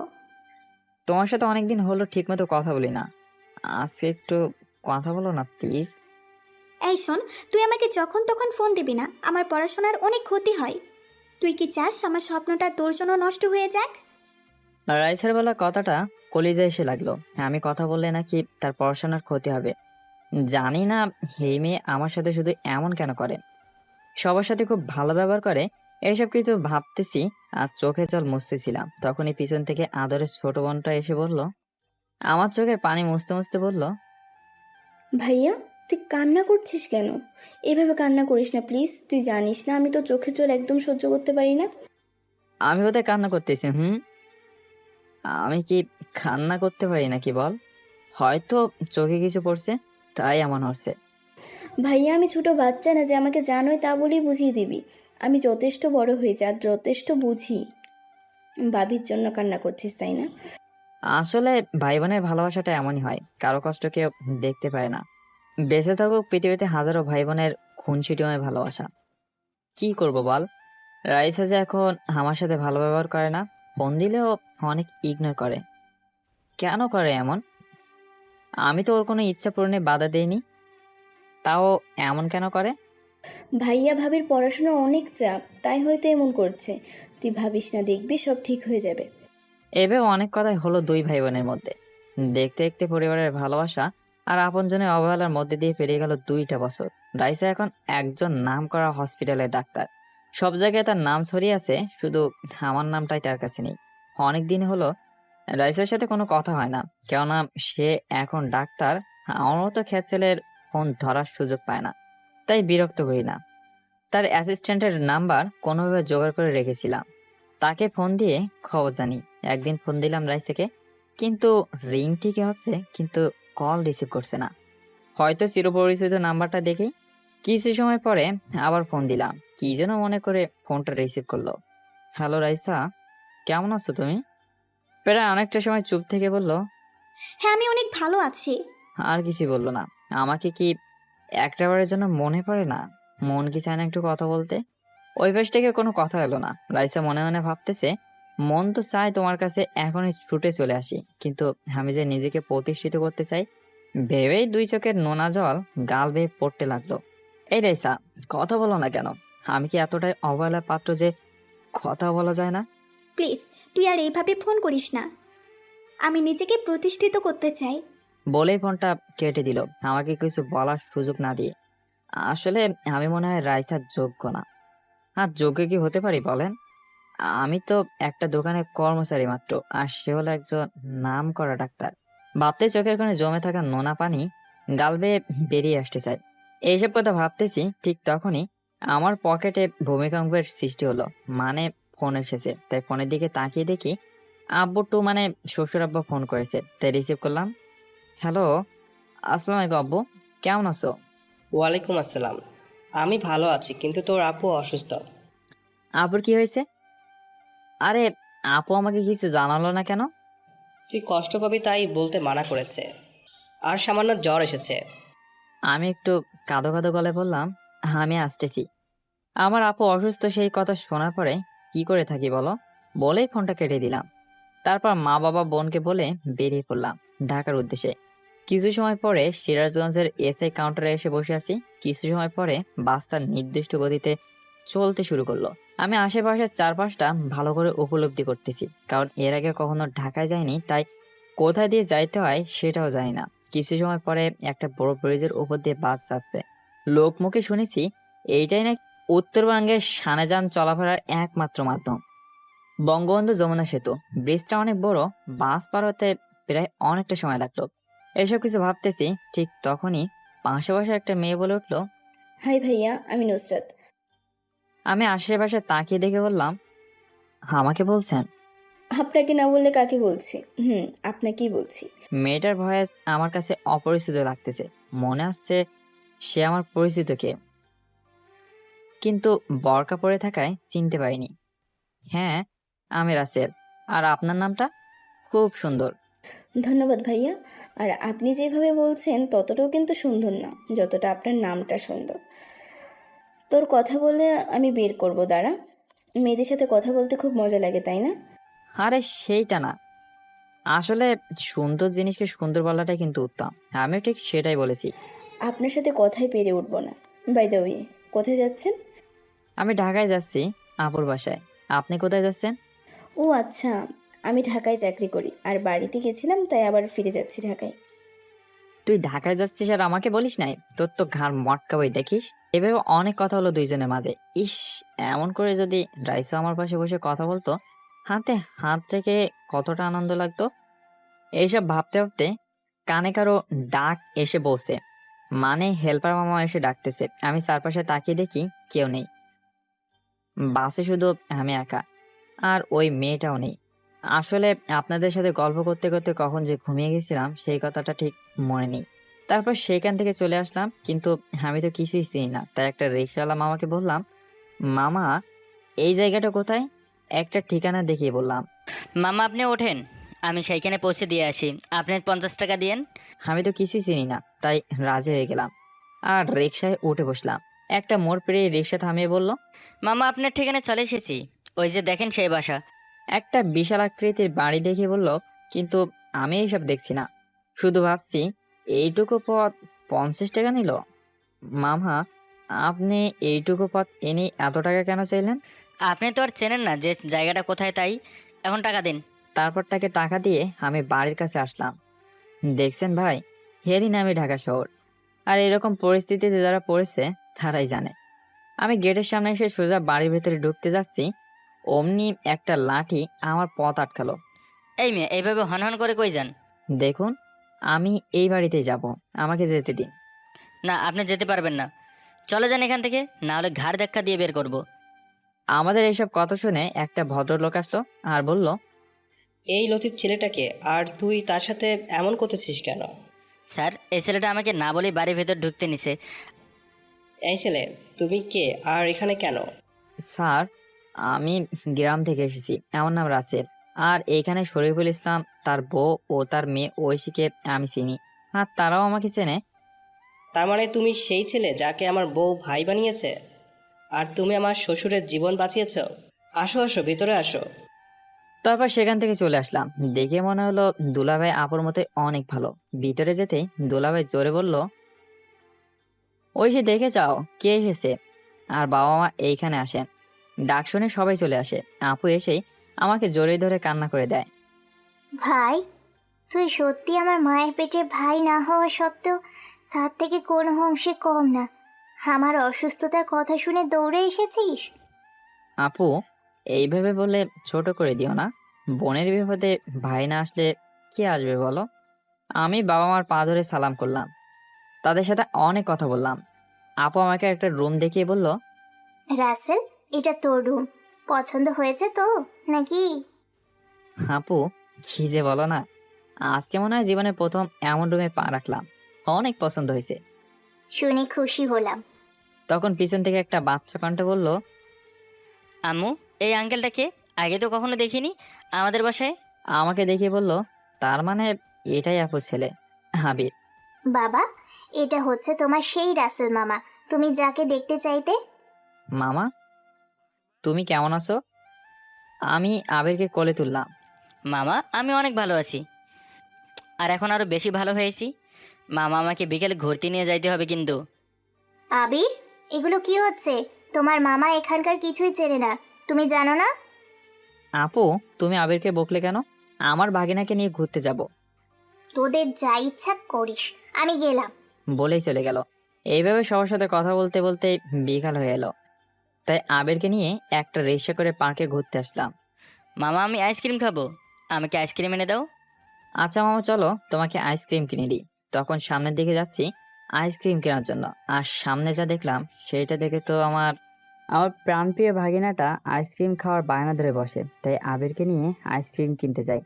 এই মামা, 2টা চকলেট ফ্লেভারের আইসক্রিম দিন তো। দোকানদার মামা বলল, আচ্ছা মামা দাঁড়ান, এখনই দিতেছি, বলে আবিরের হাতে সুন্দর করে আইসক্রিম দিয়ে দিল। আমিও টাকা দিয়ে সামনে তাকাচ্ছি, তখন এমন জিনিস দেখতে পাবো কখনো কল্পনাও করতে পারিনি। কি দেখে আমি চুপ হয়ে গেলাম অবশ্যই আপনাদের জানতে ইচ্ছে করতেছে, তাই তো? তাহলে ইন্তেজার কিস বাত কা, চালিয়ে হাবি বাতাও। আমি দেখি রাইসার মতো একটা মেয়ে একটা ছেলের সাথে পার্কে বসে বসে বাদাম খাচ্ছে। আমি একটু আগ্রহী হয়ে ভালো করে দেখে বুঝতে পারলাম এটা রাইসার মতোই না, রাইসাই ছিল। এই দৃশ্য দেখার জন্য কি আল্লাহ আমাকে এখানে নিয়ে এসেছে? আমার ভেতরটা দুমড়ে মুচড়ে যাচ্ছে, চোখের পানিটা মুছে সামনে যাইতেছিলাম, কিন্তু এ কি, সামনে আর তারা নেই। আশেপাশে ভালো করে খুঁজে দেখলাম কোথাও নেই। গেল কোথায় এই অল্প সময়ে? মামা তুমি এমন করে খুঁজতেছো কি? অনেক সময় ধরে দেখলাম তুমি এমন করতেছো। চলো আমরা বাসায় চলে যাই। তারপর আমি আর আমার মিষ্টি ভাগিনা বাসায় চলে আসলাম। বাসায় আসার পরে কি আবির, মামার সাথে কি রকম ঘুরলা শুনি? আম্মু অনেক ঘুরেছি আর আইসক্রিমও খাইছি। আমার মামা অনেক ভালো, তোমার মতো না যে আমি চাইলে কিনে দেবে না। কি, মামাকে পেয়ে এখন মায়ের নামে বদনাম করা হচ্ছে? হুম। বলেই সবাই হেসে ফেললাম। আসলে সবাই অনেক ভালো, খুব মজাদার মানুষ। আমি সেখান থেকে রুমে চলে আসলাম। ভাবতে লাগলাম রাইসা তো কথা বলতে মানা করছে, তাহলে কি করি এখন? না, ফোন করি, যা হবার হবে। একবার রিং হতেই কল রিসিভ করলো। মনে হয় আমার ফোন পাওয়ার আশায় মোবাইলটা হাতে নিয়ে বসেছিল। হ্যালো, আসসালামু আলাইকুম ডাক্তার ম্যাডাম, কেমন আছেন? আর যদি 5টা মিনিট কথা বলার জন্য অনুমতি দিতেন। একটু মনটা ছোট করেই বলল। রাসেল, তুমি কেন আমার সাথে এমন করে কথা বলতেছো সেটা আমি ভালো করেই জানি, কিন্তু আমার কিছুই করার নেই। আমি প্রতিষ্ঠিত হওয়ার আগ পর্যন্ত তোমাকে আপন করে নিব না। আর একটা হাত দিয়ে চোখের জল মুছলো, একটু রাগ দেখিয়ে বলল, ওয়ালাইকুম আসসালাম, আমি অনেক ভালো আছি। আজকে আবার কি কারণে ফোন দিছস? তোকে বলেছি না ফোন দিবি না আমাকে? রাইসার কথা বলার ধরন দেখে একটু না, প্রায় অনেকটাই কষ্ট পেলাম। কেননা এর আগেও অনেক কথা বলেছে, তবে এমন করে না। ডাক্তার ম্যাডাম, আমি জানি এখন আপনি অনেক বড় একজন মানুষ, আপনার সাথে কথা বলার কোনো যোগ্যতা আমার নেই, তবু যে এই মনটা মানে না। জানেন, মনটা না খুব খারাপ আমার। আমার খেয়ে আমার পরে আপনার কাছে পড়ে থাকে, আমার কথা একটু শোনে না। শুনবে কেন? তোমার মনটা যে শুধুই আমার, তাই তো আমার জন্যই শটফট করে। যখন আমি থাকবো না তখন হয়তো আপনার অনেক ভালো লাগবে, তাই না? আপনাকে আর এইভাবে বিরক্ত করবে না, বলে চোখে জল মুছলাম। ওই পাশ থেকে একটু চিন্তিত হয়ে রাইসা বলল, এই তুই থাকবি না মানে কোথায় যাবে? আচ্ছা ম্যাডাম, আপনার মূল্যবান সময় নষ্ট করে আমার মতো একটা হতভাগা ছেলের সাথে কথা বলার জন্য অনেক অনেক ধন্যবাদ। দোয়া করি আল্লাহ যেন আপনার মনের সকল আশা পূরণ করে। বলেই ফোনটা কেটে দিলাম। কি আর বলতাম, সেই তো অপমান ছাড়া আর কিছুই করে না। একটু আগের কথাগুলো হয়তো রাইসের এখন মনেই পড়ে না। জান, আমি জানি আমার প্রতিটি কথা তোমার হৃদয়কে চূর্ণ বিচূর্ণ করে দেয়। জানি অনেক কষ্ট হয় তোমার, আর কিছুদিন কষ্ট করো। শুধু এইটা জেনে রাখো, এই রাইসা তোমাকে ছাড়া কারোই না। আচ্ছা রাইসা, তুই যদি রাসেল ভাইয়ের জন্য এতটাই কষ্ট পাস, তাহলে তাকে বলছিস না কেন যে তুইও তাকে ঠিক আগের থেকেও বেশি ভালোবাসিস? শোনো, আমি ভালো করে চিনি। আমি বললেই ও আমার কাছে ছুটে চলে আসবে। আমি তখন আমার স্বপ্ন পূরণ করতে পারবো না। তুই এখন একজন দেশের নামকরা ডাক্তার, তাহলে আর কি করতে চাস? হ্যাঁ, আমি মানছি আমি নামকরা ডাক্তার, কিন্তু আমাকে এই অবস্থানে পৌঁছানোর জন্য আমি চেষ্টা করেছি মন প্রাণ দিয়ে, কিন্তু সব রাসেল কষ্ট করেছে, যেটা আমার নিজের চোখেই দেখা কতটা কষ্ট করেছে আমাকে এই অবস্থানে আনতে। তাই আমি এমন কিছু করে ওকে আপন করে নিতে চাই যাতে পরেও আমার কাছে অনেক সুখে থাকে। জানিস বৃষ্টি, ও ঢাকাতে এসেছে, আমাকে একটা বারের জন্য ও সেটা বলেনি, কারণ আমি মানা করেছিলাম আমার সাথে কথা বলতে। আর ও চায় না ঢাকা এসেছে সেটা জেনে আমি কষ্ট পাই। আমি হয়তো আগের জন্মে ভালো কোনো কাজ করেছিলাম, যার জন্য রাসেলের মতো একজন জীবনসঙ্গী আমি পেয়েছি। বৃষ্টি বলতে লাগলো, দেখ রাইসা, এমন করে না থেকে তুই ওকে মেনে নে, না হয় আবার তোকে চোখের জলে বুক ভাসাতে হবে। না, এইসব কিছুই হবে না। আমি রাসেলের নামে একটা কোম্পানি কিনবো, যেটা আজ থেকে 3 মাস পরে আমাদের বিবাহের 6 বছর অতিবাহিত হবে। সেই দিন ওকে বুঝিয়ে দিয়ে আমি ওকে নিজের করে নেব, তাতে যতটা কষ্ট পাই না কেন। ও বৃষ্টি, ভালো কথা, আমাদের বাড়িতে একটা কাজের লোক দরকার, তুই ব্যবস্থা করিস। আচ্ছা ঠিক আছে। এই ছিল তাদের কথা। এখন চলেন দেখে আসি বেচারা রাসেলের কি অবস্থা। আমি রাতে ডিনার করে রুমে এসে শুয়ে শুয়ে আগের সব কথা ভাবতেছিলাম, কতটা ভালো ছিল আগের দিনগুলো। তখনই 500 টাকা ফোনটা বেজে উঠলো। তাকিয়ে দেখি বৃষ্টি আপুর কল, তাই রিসিভ করলাম। হ্যালো, আসসালামু আলাইকুম আপু, কেমন আছেন? ওয়ালাইকুম আসসালাম। আমি অনেক ভালো আছি, তুমি কেমন আছো? আমি কেমন আর থাকতে পারি, সেসব আপনার হয়তো অজানা নয়, তাই আপনি নতুন করে কেন আবার জিজ্ঞেস করতেছেন? সেটা আমি জানি, তবে নতুন একটা খবর আছে আপনার জন্য। আমিও তো চাই না আপনার আর রাইসার মধ্যে দূরত্ব বেড়ে যাক। হুম, আমি এটা জানি। তাহলে আপনি এখন কি করতে চান সেইটা বলেন, সেইটা শুনি। তার জন্যই তো ফোন দিলাম। রাইসা তার বাড়িতে একটা কাজের লোক খুঁজে দিতে বলেছে। আমি চাই তুমি কাজের লোক হয়ে আসো, কিন্তু রাইসা যেন চিনতে না পারে ছদ্মবেশে। তাও তুমি কাছ থেকে হলেও দেখতে পারবে তাকে। তারপর সবকিছু শুনে অনেক কথা বলে ফোন কেটে দিলাম। তাই আমি বাড়িতে ফোন দিয়ে বলে দিলাম আমি বাড়িতে যাব না, দেরি আছে, এইখানে কাজ করতে হবে। আর এইবারে সবাইকে সব বুঝিয়ে বলার পরে রাজি হলো। আমি এসে আবার শুয়ে পড়লাম। সকালে ঘুম থেকে উঠে নামাজ পড়ে এসে কিছু সময় পরে নাস্তা করে সবার থেকে বিদায় নিয়ে বৃষ্টি আপদ দেওয়ার ঠিকানায় চলে আসলাম। আমাকে দেখে এই আপনি কে, আর আমার বাড়িতে কেন এসেছেন? আমাকে দেখে চিনতে পারেন নাই তাহলে? আপু, আমি আপনাদের বাসার নতুন কাজের লোক। আরে তোমাকে তো কেউ চিনতেই পারবে না, ভালোই বৃদ্ধ সেজেছ। এইবার বুঝতে পারলো। তখনই উপর থেকে এই বৃষ্টি, এই চাচাকে আর এইখানে বা কেন এসেছে? আরে এই চাচা তো আমাদের নতুন কাজের লোক। ও তাই বল, ও তাই বল, ভালো হয়েছে তুই বৃদ্ধ কাজের মানুষ এনেছিস। তা চাচার নাম কি? এর নাম রাসেল। ধ্যাৎ, কি বলে ফেললাম। তুই কি নাম বললি? আমি রাইসার দিকে এক পলকে তাকিয়ে আছি। কতদিন হলো দেখি না, খুব সুন্দর লাগছে, মন চায় এখনই জড়িয়ে ধরি। আমার এমন অবস্থা দেখে জোরে জোরে বলল, ম্যাডাম, আমার নাম রহিম। এ আপু ভুলে রাসেল বলেছে। আসলে সে তো সঠিক নাম শুনেনি। বৃষ্টি মনে মনে বলল, যাক বাবা, বেঁচে গেল। তাহলে ঠিক আছে, শোনেন চাচা, ঠিক মতো কাজ করবেন। বৃষ্টি, তুই এই চাচাকে সব কিছু বুঝিয়ে দে, আমি হাসপাতালে গেলাম। বলেই চলে গেল। ভাই তুমি বাঁচালে, কি নাম বলেছিলাম? আমার তো খবর ছিল আজ। এইভাবে কাজ করার রাইসাকে দেখা এর মধ্যে দিয়ে চলে গেল আরও একটা মাস। এই 1 মাসে বুঝেছি রাইসার মনটা সবার জন্য ভালো, শুধু কষ্ট আমার জন্যই। একদিন বাগানের ফুল গাছ পরিষ্কার করতেছি আর গুনগুন করে গান গাইতেছি। আমার ঘরের আঙ্গিনাতে চাঁদের বাতি জ্বালে, আমার সখী ভুলে থাকে কেমন করে রে বন্ধু, এরকম একটা গান। হঠাৎ আমার চোখ পড়ে বারান্দায়, দেখি রাইসা আমার গানটা মুগ্ধতার সাথে শুনতেছে। দেখেই আমি গান বাদ দিয়ে কাজ করতে লাগলাম। এইদিকে রাইসা ভাবতেছে বৃদ্ধ মানুষের গলা এত সুন্দর করে কি করে হয়। আর এই গান তো আমি রাসেলের কণ্ঠে অনেক শুনেছি, ঠিক যেন ওই রকমই কণ্ঠ। না, ও হতে যাবে কি করে বলেই মাথায় একটা টোকা মারে। আমি আমার মতো কাজ করতেছি, তখনই রাইসার ডাক পড়লো, তাই তার রুমের দিকে গেলাম। ম্যাডাম, আমাকে ডেকেছেন? কেন যদি বলতেন, আমার আবার আরেকটা কাজ করতে হবে। ম্যাডামের সাথে নত হয়ে বললাম। আরে চাচা অনেক কাজ করতেছেন, এত কাজ করতে হবে না, এমনিতেই অনেক বয়স হয়েছে আপনার। শোনেন, কালকে আমার একটা বন্ধু আসবে, ভালো মন্দ রান্না করবেন, আমি যেন তার সামনে ছোট না হই। আচ্ছা ম্যাডাম, ঠিক আছে, আমি আপনার সম্মান নষ্ট হয় এমন কোনো কাজ করবই না বলে চলে আসলাম। রাতে রুমে শুয়ে আছি আর বাড়িতে সবার সাথে কথা বললাম, আবার আপুদের সাথেও অনেক কথা বলে ঘুমিয়ে পড়লাম। এইদিকে রাইসা ভাবতেছে, কি ব্যাপার রাসেল, আমাকে একটা মাস হলো ফোন দেয় না কেন? আমি তো কিছু বুঝতে পারছি না, যে এই মানুষটাকে 1000বার মানা করার সত্ত্বেও বারবার ফোন করে খবর নিত। এখন আবার কি হলো, কিছু হয়নি তো? বলেই রিয়ার কাছে ফোন দিল। রিয়া বলল, হ্যালো, আসসালামু আলাইকুম ভাবি, কেমন আছেন? আমি ভালো আছি। আব্বু আম্মু আর তুমি কেমন আছো? আমরা সবাই অনেক ভালো আছি, শুধু ভাইয়ার কথা জানি না।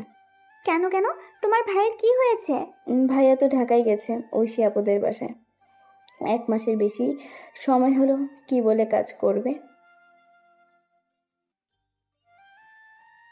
তারপর অনেক কথা বলে রাইসা ফোন কেটে দিয়ে ভাবতে থাকে, তাহলে পাগলটা আছে কোথায়? না, আমি একটু আপুদের বাসায় যাব। আব্বু আম্মু আর আপুটা অনেক ভালো। ভাবতে ভাবতে ঘুমিয়ে পড়ি। সকালে উঠে আমি বাড়ির সব কাজ করে রান্না শেষ করলাম। এর মাঝে ম্যাডামের বন্ধুটা এসে গেছে। তাকে দেখে তো আমার মেজাজ গরম হয়ে গেল, কেননা এই লোকটাই সেই দিনের ছেলেটা। শালারে যে কি যে করবো। হাই আশিক, কেমন আছিস? আর আসতে কোনো অসুবিধা হয় নাই তো? আরে না, আমি অনেক ভালো আছি। তুই থাকতে আমার কিছু হতে পারে নাকি? কথাটা শুনে আমার খারাপ লাগলো। আমাকে হয়তো ধীরে ধীরে ভুলে যাবে, আর আমি আমি তাকে আপন করে পেতে কষ্ট করে যাচ্ছি। তখনই, এই রহিম চাচা, খাবার পরিবেশন করো তাড়াতাড়ি। আর এইখানে 3টা কফি বানিয়ে নিয়ে আসো।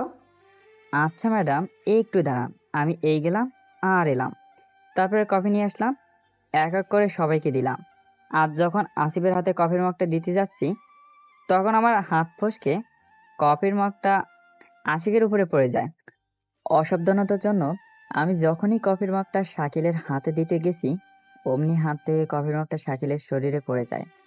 তখন রাইসা উঠে এসে এমন একটা কাজ করে যা আমার চোখ বিশ্বাস করতেই পারছে না।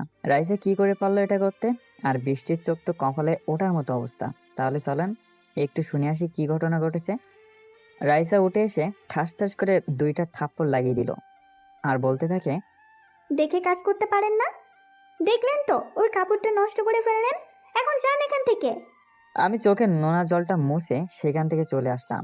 আসলেই খুব কষ্ট হচ্ছে, ভুল তো মানুষই করে, তার জন্য এমন করতে হবে? ওইদিকে রাইসা, তুই এটা ঠিক করলি না। চাচার গায়ে হাত তুলতে তোর বিবেকে বাঁধলো না? কি করে পারলি তুই এটা করতে? আমার কিছু খেয়াল ছিল না রে। আসলে শাকিল কতটা ছোট হয়ে গেল সেটাই বেশি ভেবেছিলাম আমি। আসলে পর মানুষের জন্য তোর দরদ ঠিকই ছিল, কিন্তু নিজের আপন মানুষটার জন্য একটু না। বুঝতে পারবি একদিন। বলেই বৃষ্টি সেখান থেকে আমার কাছে চলে আসে। রাইসা, আসলে এই কাজটা করা তোমার ঠিক হয়নি।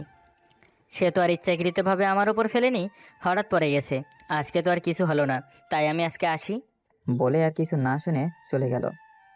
আসলেই আমি এটা কি করে করতে পারলাম? এইভাবে একটা বৃদ্ধ মানুষের গায়ে আঘাত করলাম। না, তার কাছে আমার ক্ষমা চাইতেই হবে। তাই আমার রুমের দিকে আসতে থাকে। এইদিকে আমি দুঃখিত, তোমাকে এইখানে না আসতে বললে আজকে আর এই মারটা খেতে না। আমাকে ক্ষমা করে দিও আর চলে যাও এখান থেকে। এখানে থাকলে শুধুই তোমার কষ্টই হবে। কার কষ্ট হবে শুনি একটু। তখন পিছন থেকে এটা শুনে আমি আর বৃষ্টি দুজনে ভয় পেয়ে যাই, যদি সবটা বুঝে যায়। না রে রহিম চাচাকে, আমি আমার একটা কাজিনের কথা বলছিলাম। আসলে আমার কাজিনকে রহিম চাচা চেনে, সেই জন্য। ও আচ্ছা। এই মেয়ের মাথায় বুদ্ধি আছে বলতেই হবে, ঠিক সময় ঠিক সূত্র প্রয়োগ করে অঙ্কের ফল ঘোরাতে পারে। বৃষ্টি, তুই সর, আমার রহিম চাচার সাথে কিছু কথা আছে। তখন বৃষ্টি সাইডে যায়। আমি চিন্তায় আছি কি করবে যে কাছে আসতে হবে। তখনই রহিম চাচা, আমাকে ক্ষমা করে দিন। আসলে তখন আমার মাথা ঠিক ছিল না। আপনার গায়ে হাত ওঠানো আমার ঠিক হয় নাই। আমি সত্যিই অনুতপ্ত এই বিষয়টার জন্য। ম্যাডাম, এমন করে বলবেন না, আপনি তো কাজটা ঠিকই করেছেন। আমার উচিত ছিল সাবধানে কাজ করা। আপনি আমার ভুল ধরিয়ে দিয়েছেন, এতে আপনার কোনো ভুল নেই। আসলে শাকিল বৃষ্টিকে পছন্দ করে, তাই এখানে এসেছিল বিয়ের কথা বলতে। আর আপনার ওই কাজ দেখে আমার রাগ উঠে যায়।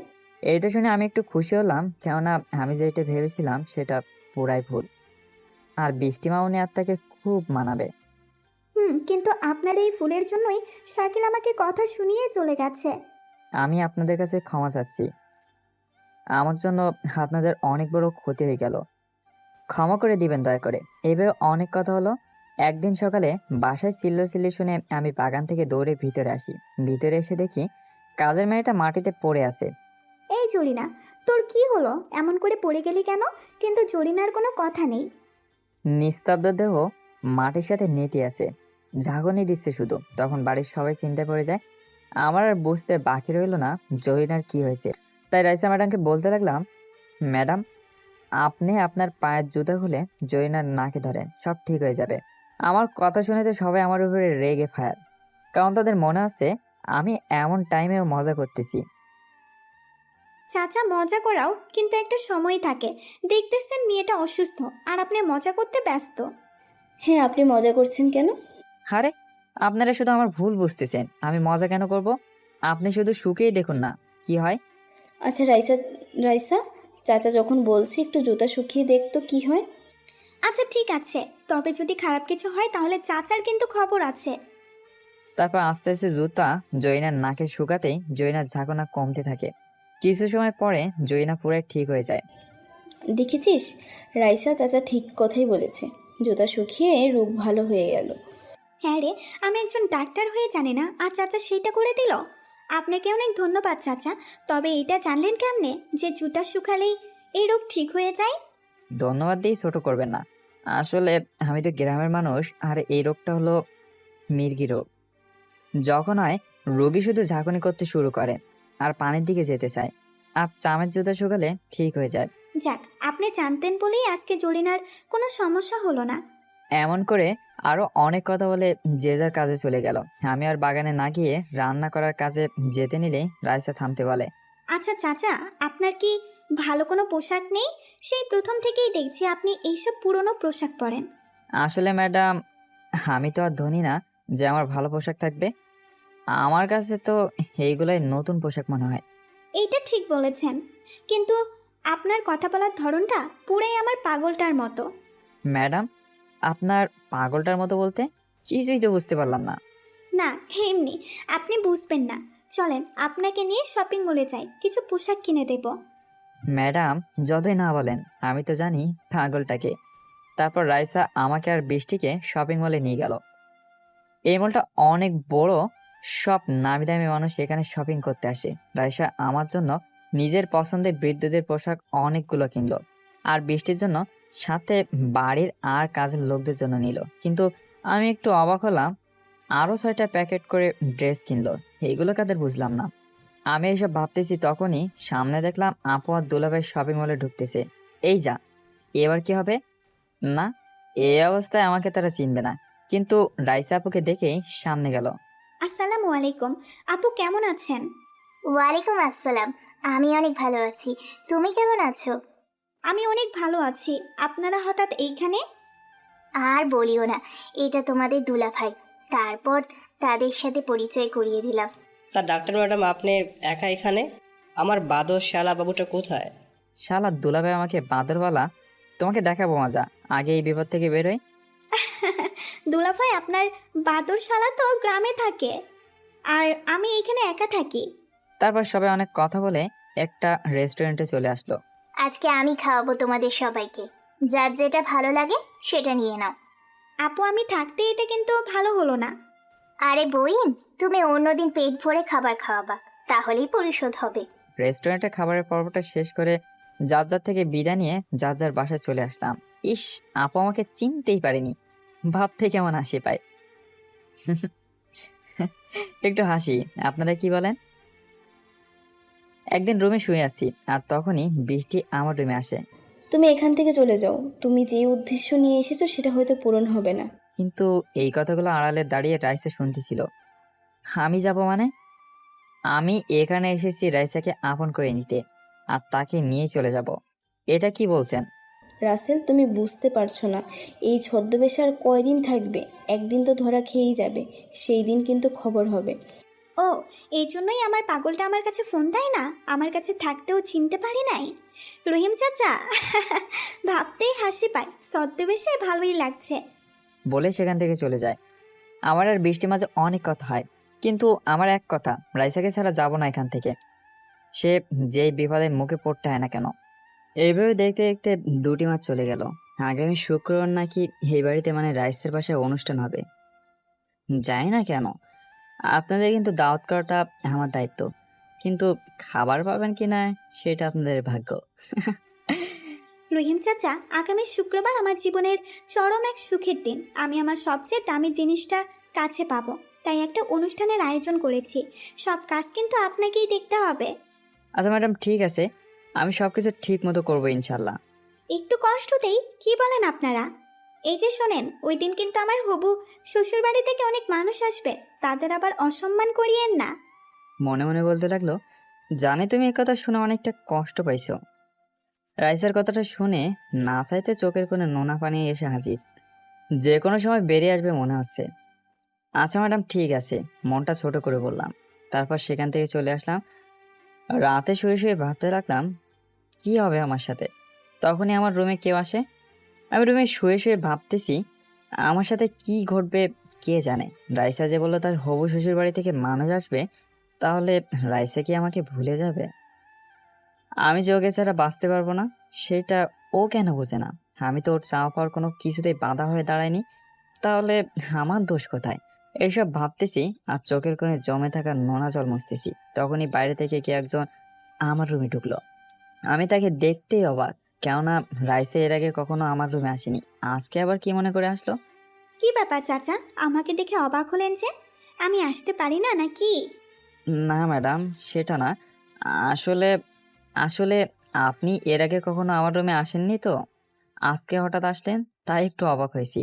আর আপনার বাড়িতে আপনি যেখানে খুশি যেতে পারেন, কোনো সমস্যা নেই। ও তাই?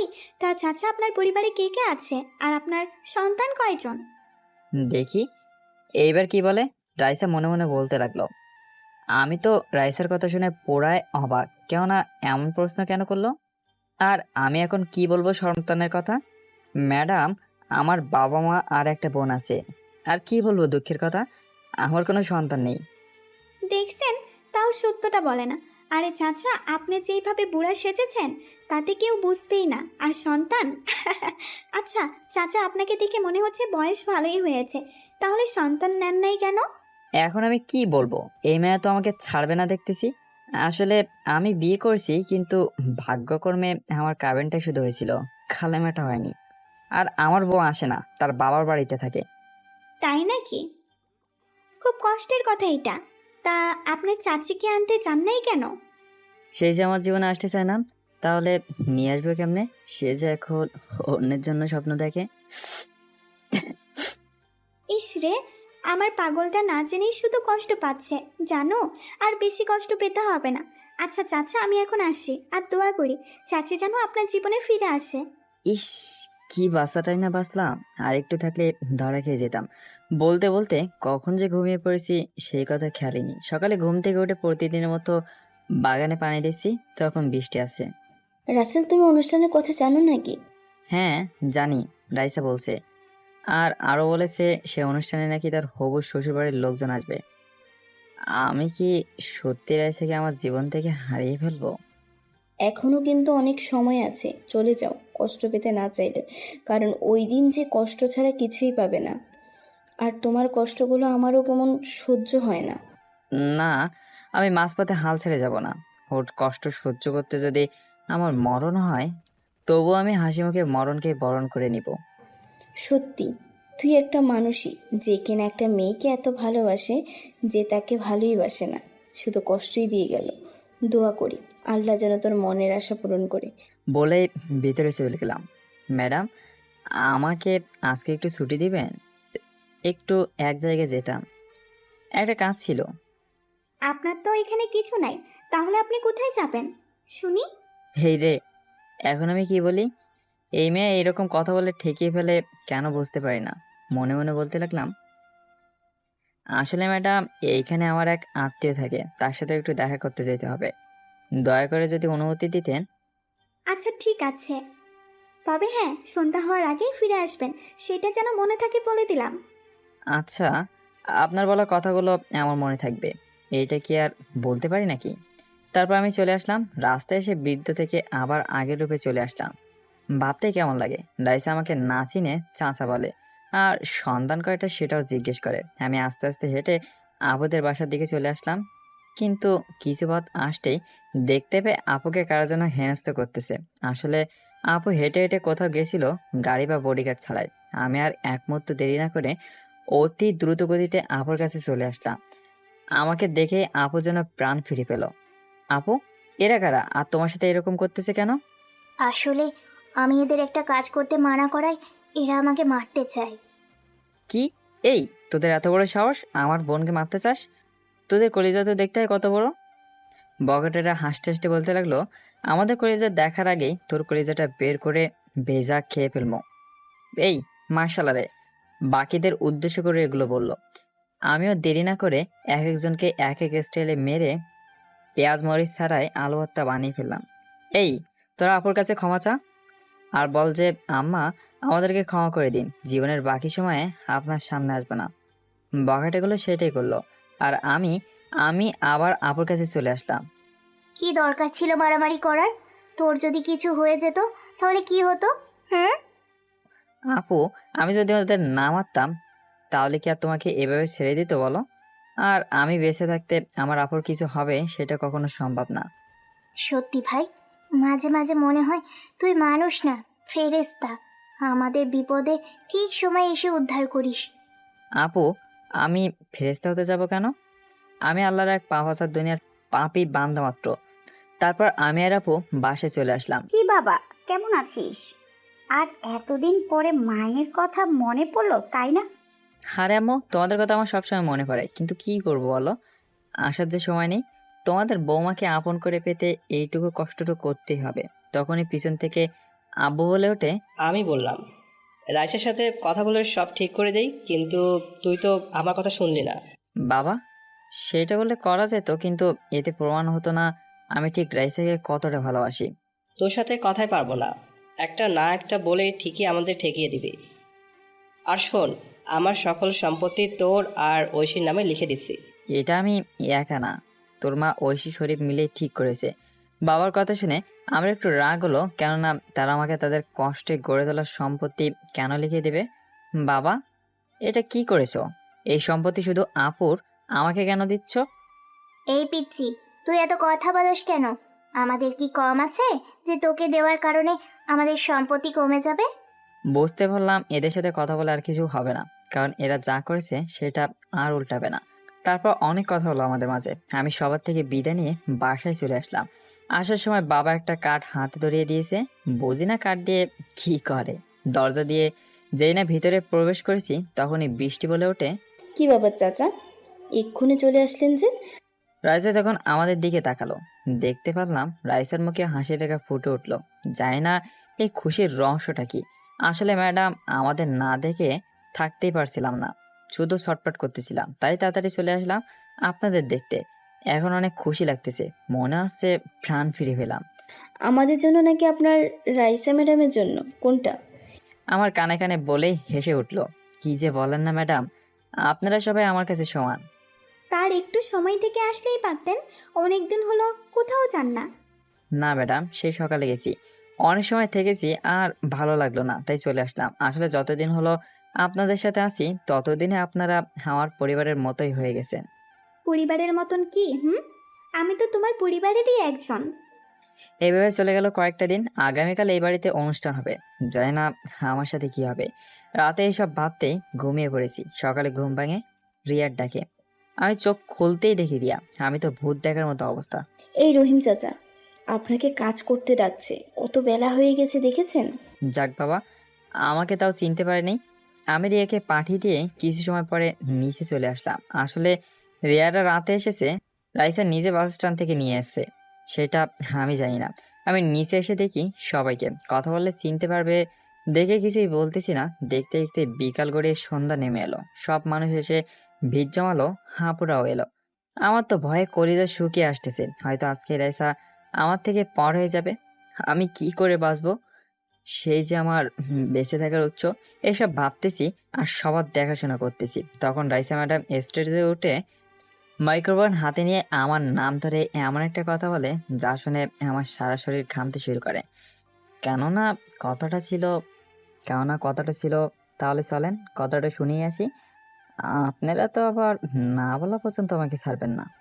হ্যালো লেডিস অ্যান্ড জেন্টলম্যান, আপনার আমার বাড়িতে আসার জন্য আমার এবং আমার স্বামীর পক্ষ থেকে জানাই অনেক অনেক শুভেচ্ছা ও অভিনন্দন। আপনারা জেনে শুনে আনন্দিত হবেন যে আমাদের মাঝে এমন একজন মানুষ উপস্থিত আছে যার কোনো তুলনা হয় না। এই কথাটা শুনেই সবাই কানাকানি শুরু করলো, কে সেই মানুষ, কে সেই মানুষ। আপনারা অবশ্যই চিন্তায় আছেন এটা ভেবে যে কে সেই মানুষ। তাহলে শুনুন, সে হলো আমার বাড়ির কাজের লোক রহিম চাচা। সবাই রহিম চাচার কথা শুনে তো আরও অবাক, কেননা এত বড় একজন ডাক্তার হয়ে তার বাসার সামান্য কাজের লোককে এত মহান বলতেছে।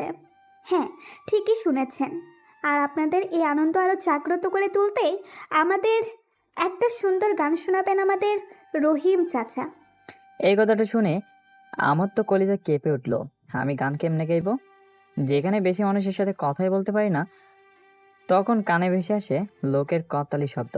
আমাকে স্টেজে যাওয়ার জন্য অনুরোধ করতেছে। আমিও রাইসার সম্মান বাঁচিয়ে রাখতে গেলাম, কিন্তু আমি চিনতে আছি রাইসা জানতে পারলো কেমনে আমি গান জানি, নাকি আমাকে সবার সামনে ছোট করতে চায়। সব ভাবনা সেট ঘটে রাইসার ডাকে। কি ব্যাপার চাচা, তাড়াতাড়ি গান শুরু করেন, সবাই অপেক্ষা করতেছে আপনার গান শোনার জন্য। আমি নিচের দিকে তাকিয়ে গান শুরু করলাম, জানি না কি হবে। গানটা শেষ করে বাঁ হাত দিয়ে চোখটা মুছে ফেললাম, কিন্তু চারদিকে নিস্তব্ধ, কোনো শব্দ নেই। ভাবলাম যে এই গান গাইছি কেউ বা আবার ভালো বলবে, কিন্তু আমার এই ধারণা ভুল প্রমাণিত হলো। কেননা সবাই একে একে করতালিতে ভরিয়ে দিল। তখন খুবই ভালো লাগছে, এটা ভেবে যে গান শুনে সবাই অনেক খুশি হয়েছে। তখনই পাশটায় একজন বলে উঠলো, রাইসা মামনি, তোমার বাড়ির কাজের মানুষটা তো খুবই ভালো গান গাইতে পারে, তার কণ্ঠে আমি মুগ্ধ। আমি খুশি হয়ে কিছু পুরস্কার দিতে চাই। আঙ্কেল, এটা তো খুবই ভালো কথা যে আপনি চাচার কণ্ঠে মুগ্ধ হয়ে পুরস্কার দিচ্ছেন, তারপরেও 10,000 টাকা আমার হাতে দিল। কিন্তু এই কি? এর দেওয়াতে সবাই একে একে পুরস্কার দিতে লাগলো। আমি তো অনেক খুশি, কেননা এত কষ্টের মাঝেও সবাই আনন্দিত হয়েছে আমার গানটা শুনে। আপনারা তো এখন অনেক খুশি, কিন্তু আপনারা সবাই বলেছিলেন আমি বিবাহিত কিনা, কিন্তু আমি জবাবে কিছুই বলতাম না। আজকে আপনাদের বলবো আমি বিবাহিত। হ্যাঁ, ঠিকই শুনেছেন, আজ থেকে 7 বছর আগে ঠিক একই দিনেই আমার বিয়ে হয়। কিন্তু আমার কপাল ভালো কি মন্দ ঠিক বলতে পারবো না, তবে বিয়ের শুধু কাবিনটাই হয়েছিল, কালেমা হয়নি। আপনারা জানতে চাইবেন না কে সেই ব্যক্তি যে কিনা তার সুখকে গলা টিপে মেরে ফেলে আমার সুখকে বাঁচিয়ে রাখার জন্য লড়াই করেছে? এই সেই মানুষটা যে আমার পুরো পৃথিবী আমাকে দেখিয়ে বলল। এইটা শুনে আমি অজান্তেই কেঁদে দিলাম, যে আমাকে আড়াল থেকে এত ভালোবেসেছে অথচ আমি বুঝতেই পারিনি। এই বুড়া বেটা আপনার স্বামী কি করে হয় বুঝতে পারতেছি না। তারপরেও স্বামী বাড়ির কাজের লোক। আসলে আজকে মেয়েদের রুচি হারিয়ে গেছে। আপনারা এখনো আসল কথা জানেন না, তাই আগে শুনে পরে ভাবেন। এই যে বুড়া মানুষটাকে দেখতেছেন, সে আসলে বুইড়া না, সে আমার কাছে কাছে থাকার জন্য ছদ্মবেশী হয়ে আমার বান্ধবীর মাধ্যমে আমার বাড়িতে কাজের লোক হিসেবে থেকেছে। কোনোদিন বুঝতে পারলাম না যদি ওর আর বৃষ্টির কথা বলাগুলা না শুনতাম। ও, তার মানে আমের বৃষ্টি যেই কথাগুলো বলেছিলাম সেই সব রাইসা শুনে ফেলেছিল। তাই তো বলি, রাইসা আমার রুমে কোনোদিন আসে না, ওই দিন কেন আসলো? এইবার আসল কাহিনী বুঝতে পারলাম। তারপর রাইসা আমার মুখে থাকা দাড়ি মোজ সব খুলে দেয়।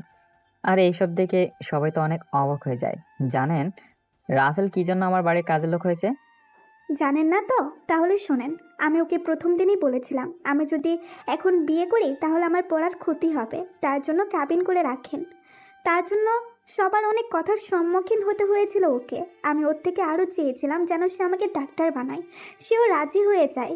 আমিও ঠিকমতো পড়াশোনা করতে থাকি, কিন্তু রাসেল যখন বেশি কেয়ার করতে থাকে তখন আমি ভেবে দেখি রাসেলের মায়ায় যদি আমি স্বপ্ন পূরণের আগেই জড়িয়ে পড়ি তাহলে আমার স্বপ্ন আর তারও কষ্ট দুটোই বিফলে যাবে। তাই আমি ওকে ইগনোর করতে শুরু করি। তার থেকে কষ্ট আমার বেশি হতো, কিন্তু ওকে বুঝতে দিতাম না। নীরবে শুধু কেঁদেছি। যখন ডাক্তার হয়ে যায় তখনও মেনে নেয়নি। কেন জানেন? কারণ আমি চাইতাম আমার স্বামীর জন্য কিছু করতে, যেন এই কষ্ট তাকে আর না করতে হয়। তাই তো আমার স্বামীর নামে একটা কোম্পানি কিনেছি, যেটা আমাদের ভালোবাসা দিয়ে বড় করব। তার চোখে আমি অনেক কষ্ট দেখেছি, কিন্তু আফসোস স্বপ্ন পূরণ করার জন্য সে কষ্টের ভাগিদারি হতে পারিনি। আমাদের ভালোবাসা হয়তো সত্য ছিল, তার জন্যই আজও সে আমাকে ভুল বোঝেনি।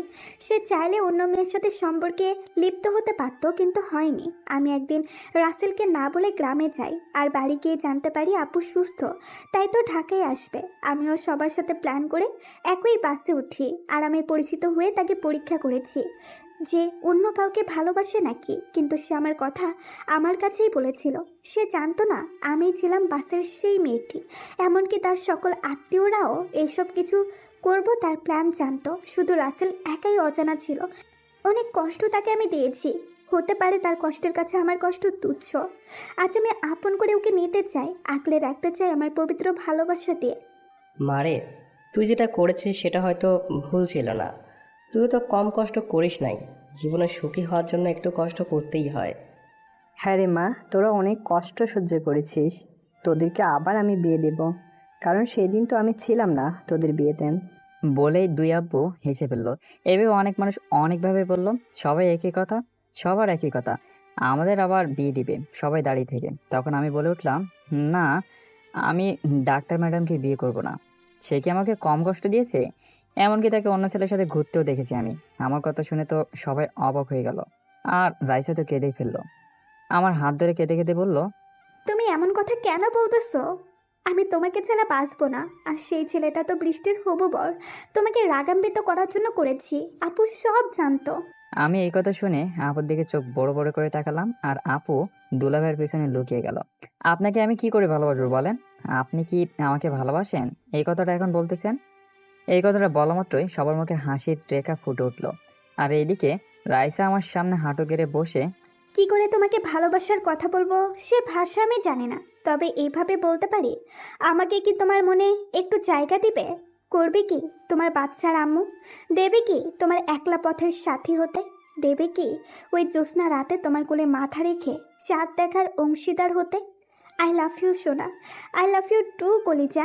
তোমার জায়গা আমার বুকে পায় না। আমি রাইসাকে তুলে জড়িয়ে নিলাম। রাইসা অনেক খুশি, আর সবাই অনেক খুশি। যখন আমি রাইসাকে বুকে জড়িয়ে নিয়ে কপালে একটা চুমু দিই, ঠিক তখনই কে একজন পিছন থেকে বলে ওঠে। সেটা শুনে তো সবাই আরও খুশি, কেননা কথাটা বলেছিল বৃষ্টি। তাহলে চলেন কথাটা শুনে আসি।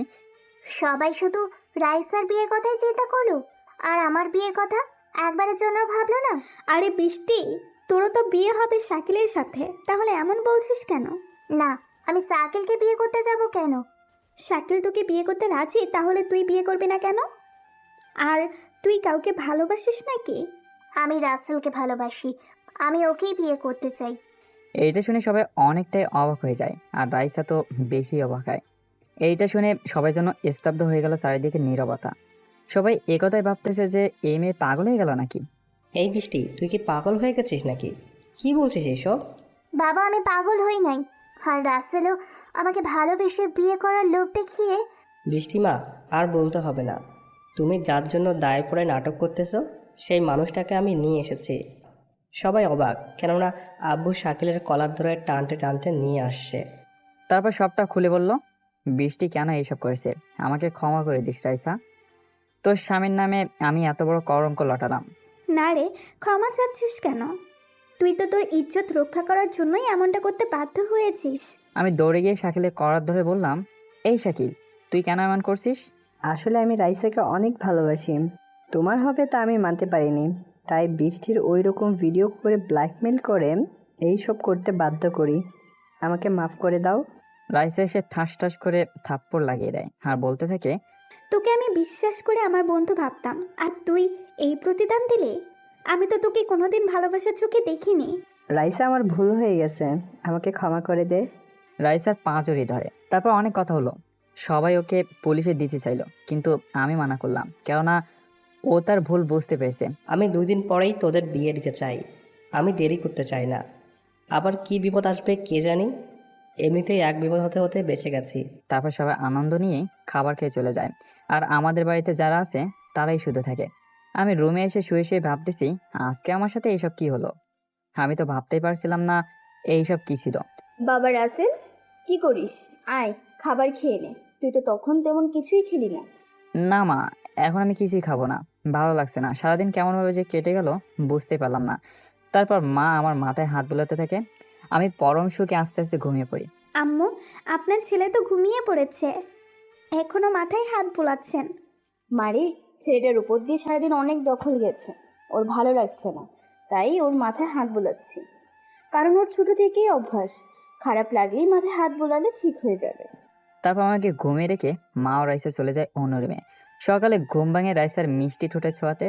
এই ওঠো, আমাদের বিয়ের শপিং করতে মার্কেটে যেতে হবে। আব্বুর হুকুম, বেলা অনেক হয়েছে। যাবো তো মহারানী, কিন্তু আমার পাওনাটা কে দেবে? বলেই জড়িয়ে ধরতে গেলাম, কিন্তু রাইসা আমার হাতে ধরা না দিয়ে একটু আগেই আদর দিছি, সেটা নিয়েই শান্ত থাকো। বিয়ের পরে যত খুশি আদর দিও, এখন লক্ষ্মী ছেলের মতো ফ্রেশ হয়ে নিচে আসো।